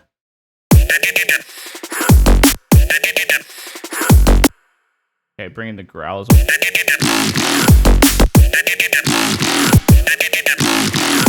Yeah, that's cool. With this growl, I think the reverb could just come down a touch. And then on the bass verb, have we got some automation going on anywhere? No. We might just bring that bass verb down. That's a bit cleaner now. Yeah, okay, all the bass fills are in there. Let's bring in the ARP. Do you know I had the idea of actually muting the ARP in drop 1A? I don't know if that's going to be good. Let's test that out. Let's leave it in for now. I might test it out as a last minute change. This ARP is pretty good though, let's be honest.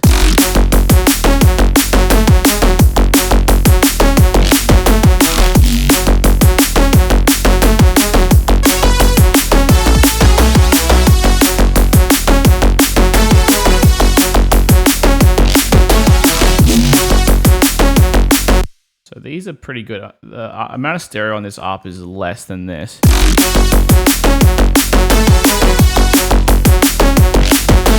ARP just needed to be a bit louder so it could hold up on its own between those leads.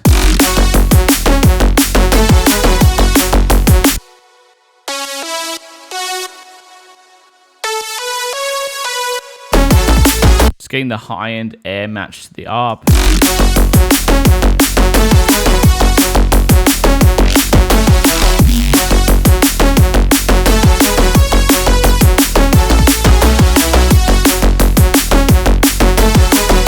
A little less sidechain on the main lead. Just going to cut out some of the lower mids.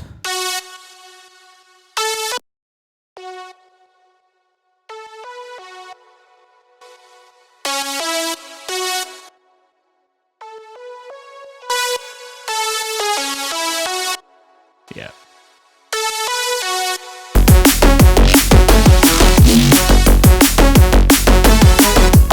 Maybe some of the 2 to 3K as well.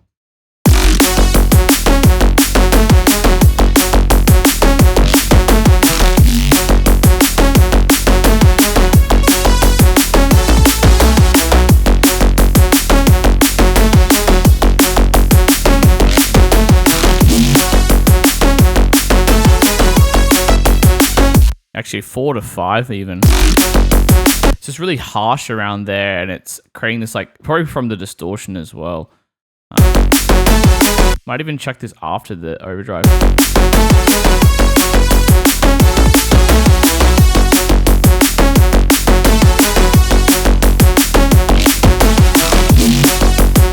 Okay, might bring a bit more of those mids in.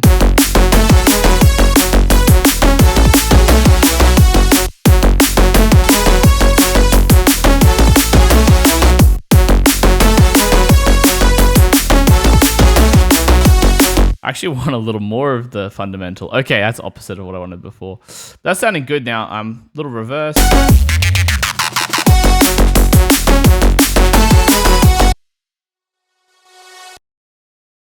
little glitchy sounding. I think that's just the nature of it. Let's embrace the mistake, right? Pretty cool. This lead here.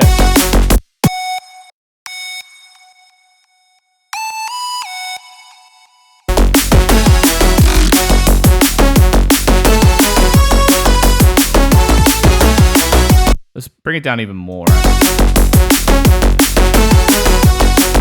It's just a subtle energy lift, so we don't need it to be super loud. Sounding good. Bring the vocal in. Listen here. We've always been easy come. We've always been easy come. We've always been easy come. Till we saw the easy go. We've always been easy come. We've always been easy come. Till we saw the easy go. But I thought that we were Cool. I might add a bit more stereo to the vocal. We've always been easy come, easy go.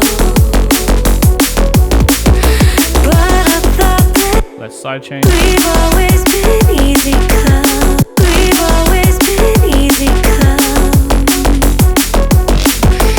Till we saw the easy go. Let's scale this EQ change back a bit. Might be a bit too bright. We've always been easy come.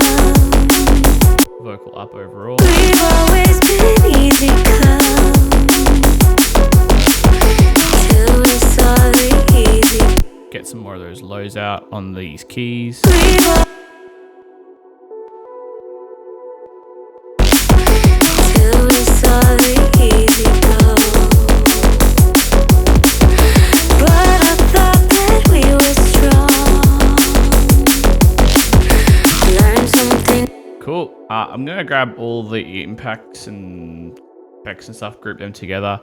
I'm gonna copy over the sidechain from the lead to this, We've always been easy. just so that that's always cutting through. I'm gonna add a quick safety high pass as well, just to make sure that no. Actually, no, I'm not, because there is one sub impact in there. We want to keep that on. Okay, let's turn on all the effects and make sure these are all mixed well. This could be a touch louder. That's good. This one here needs a bit of EQ. It feels like it's pitched down for some reason. Okay, I've never used this as a mixing technique, but let's shift the whole, all the frequencies.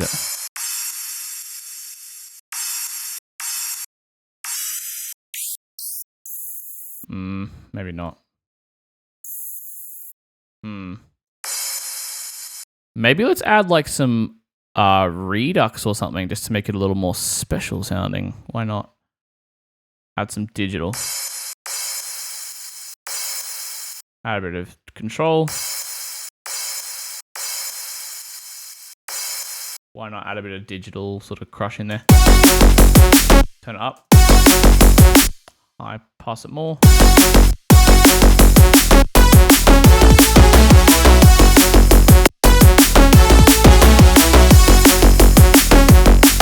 Yeah, just something a little different, right? I like that. That's a really cool technique. Had to rebuild paradise. Had to rebuild paradise. I'd let lightning strike us twice. I think this one needs more of the lows out.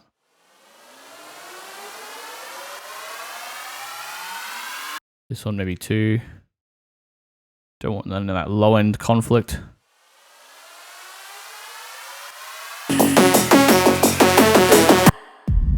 We would water seeds to grow. Add a bit of delay to this one.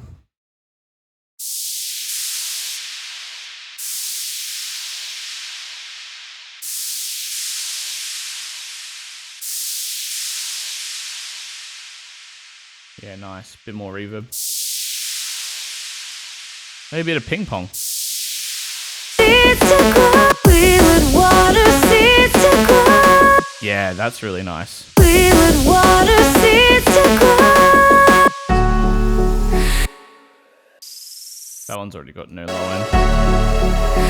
I have almost given up.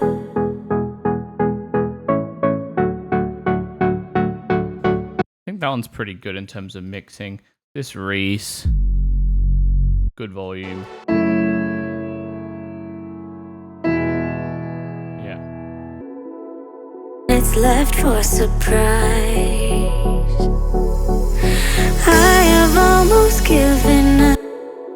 Might add a bit of natural slow panning to this as well. Like a 3-bar sort of thing.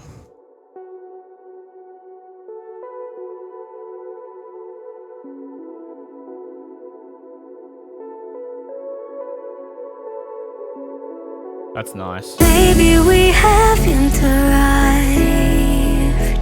Bring the chimes in. Maybe we haven't 5 minutes left for surprise. Made it. I have almost given up, hoping that this door won't shut. Bit more verb on the vocal. Maybe we haven't arrived. 5 minutes left for surprise. I have almost given up, hoping that this door won't shut.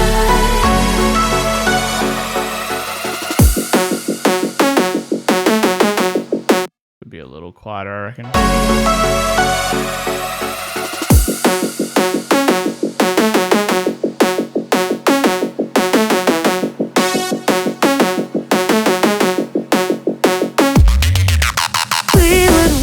I reckon the reverb here could start a little louder, actually. And then we could actually just have it sort of... Yeah.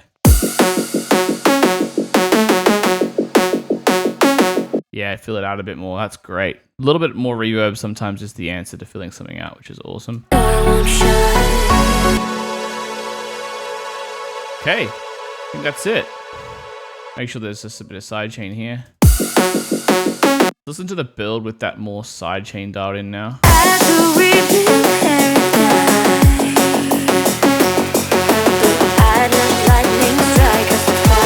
I'm gonna add the sidechain to the shaker here. If it wants to, maybe it doesn't want to. I'm just gonna copy the one from the open hat at least then. Do some of these other ones here.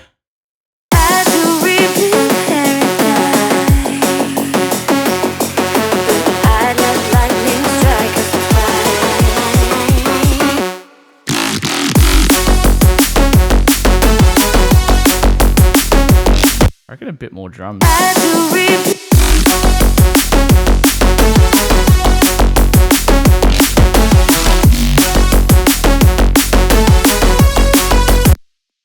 Bit too much of the mids.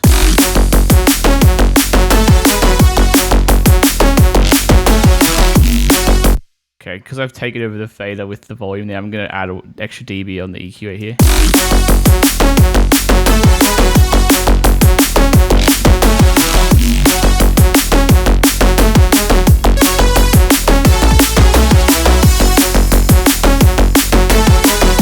Bit more stereo.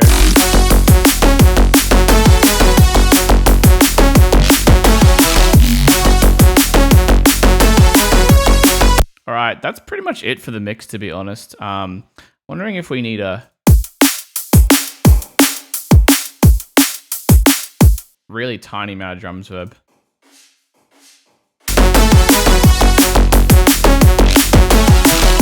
All right, so we've already done a bit of mixing here. Let's just have a look at our span again.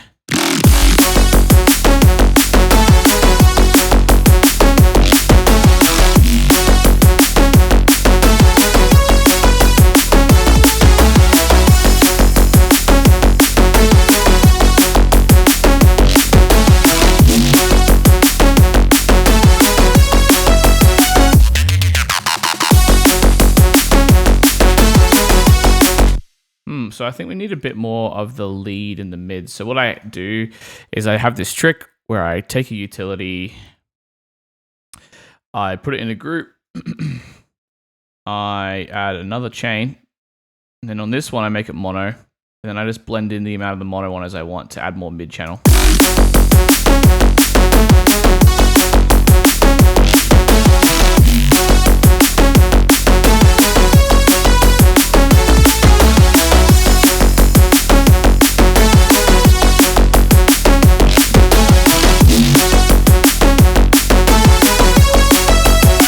I think that'll sound really good now. Let's listen to that in context.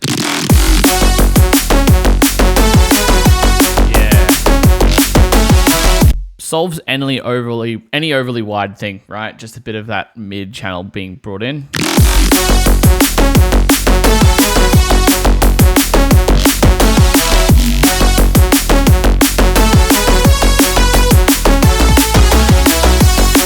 Boom, okay. Let's listen to the mono again.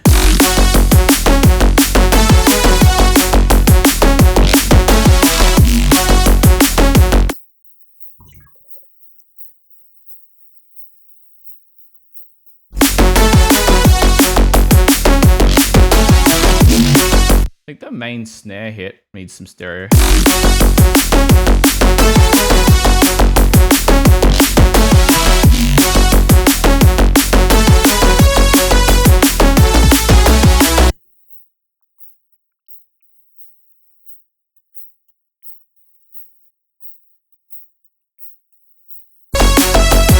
Yeah, more stereo there. I love my stereo bus because it allows me that exact amount of control.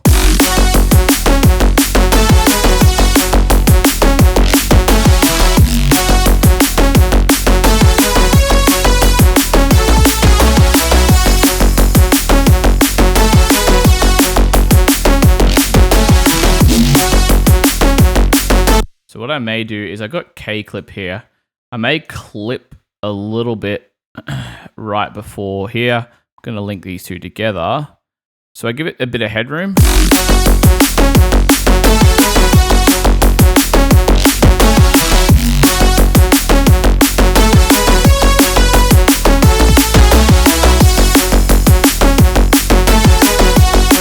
Yeah, so that sounds nice. I'm going to soften it a bit too.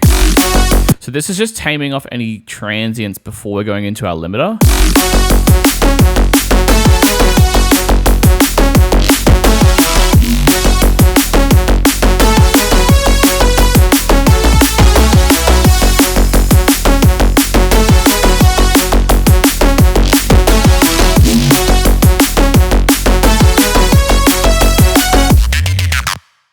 Okay, cool. So what if I just unlength this for a sec, brought the out back down to 0.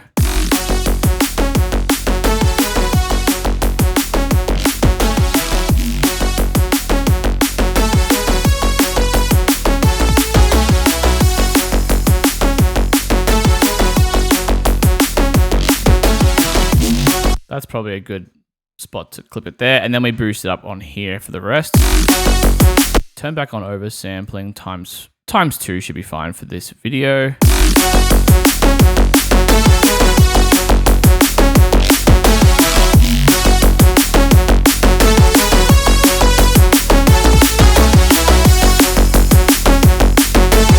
Bit more multi-band comp.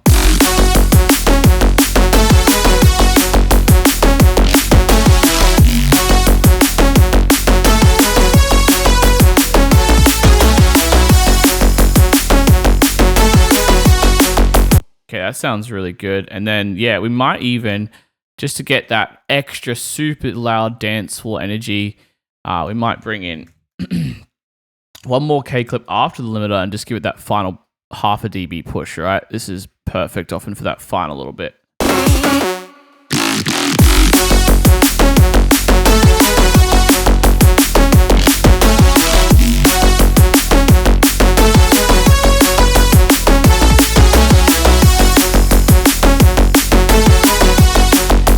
Yeah, that's nice. We're getting at least -5 LUFS up to -3.5. That's loud. That's good for this style of music.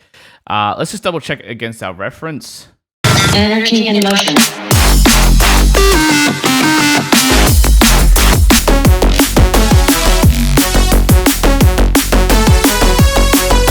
Probably want more from our mid-range elements, so more up.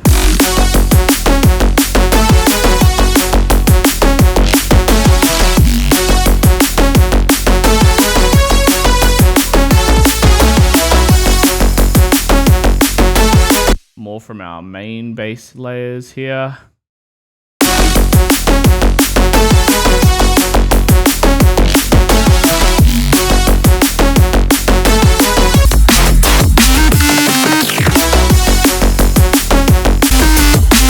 I think our reference may have a bit of a different stereo image. Let's just double check that. Mid-side mode.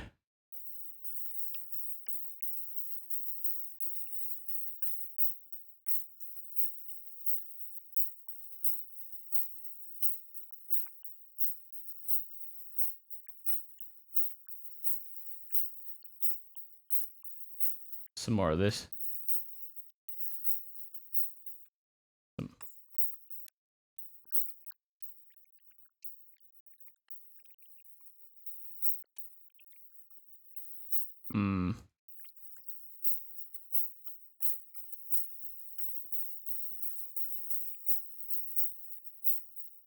Some of that open hat loop here. Go in the stereo as well.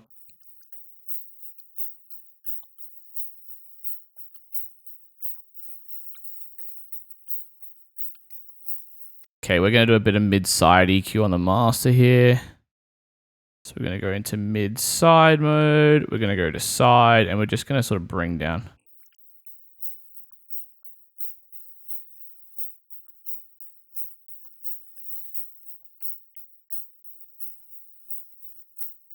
That's a bit more balanced there. Let's listen to the mid channel on both ours in the reference. Boom, boom. Back up here. Check this out.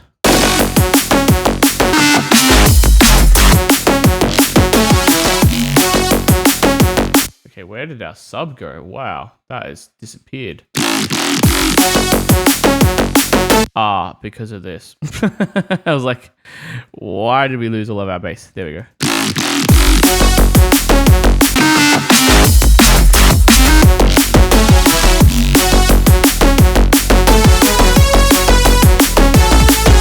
A bit more bass, I reckon. There we go. All right, I think that's pretty good, to be honest. Let's just do one more final check.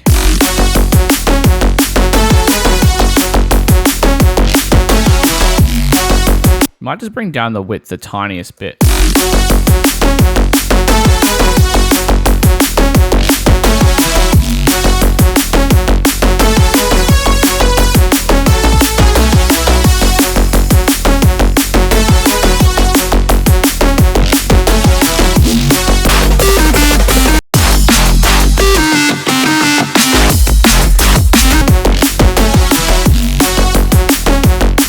Just push it a little bit more in the limiter.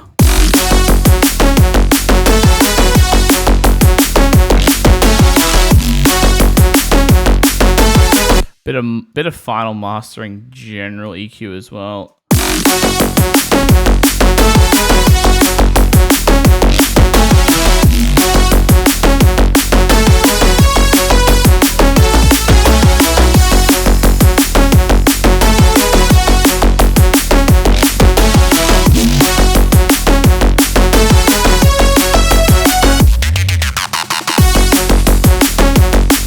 Okay, I'm really happy with that now. I think we can pretty much call that done.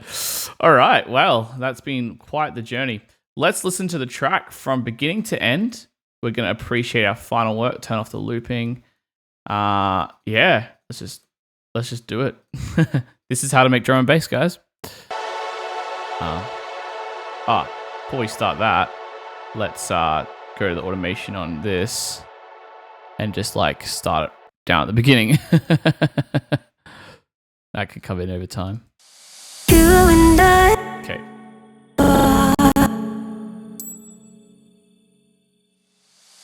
you and I have come so far.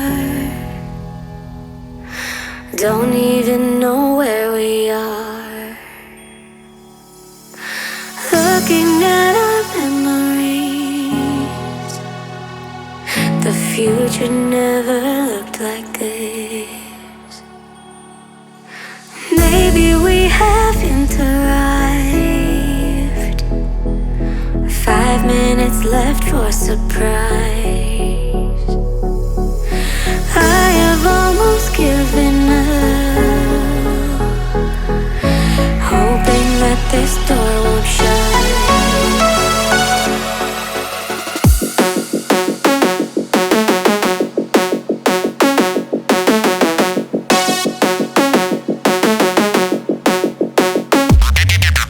We would water seeds to grow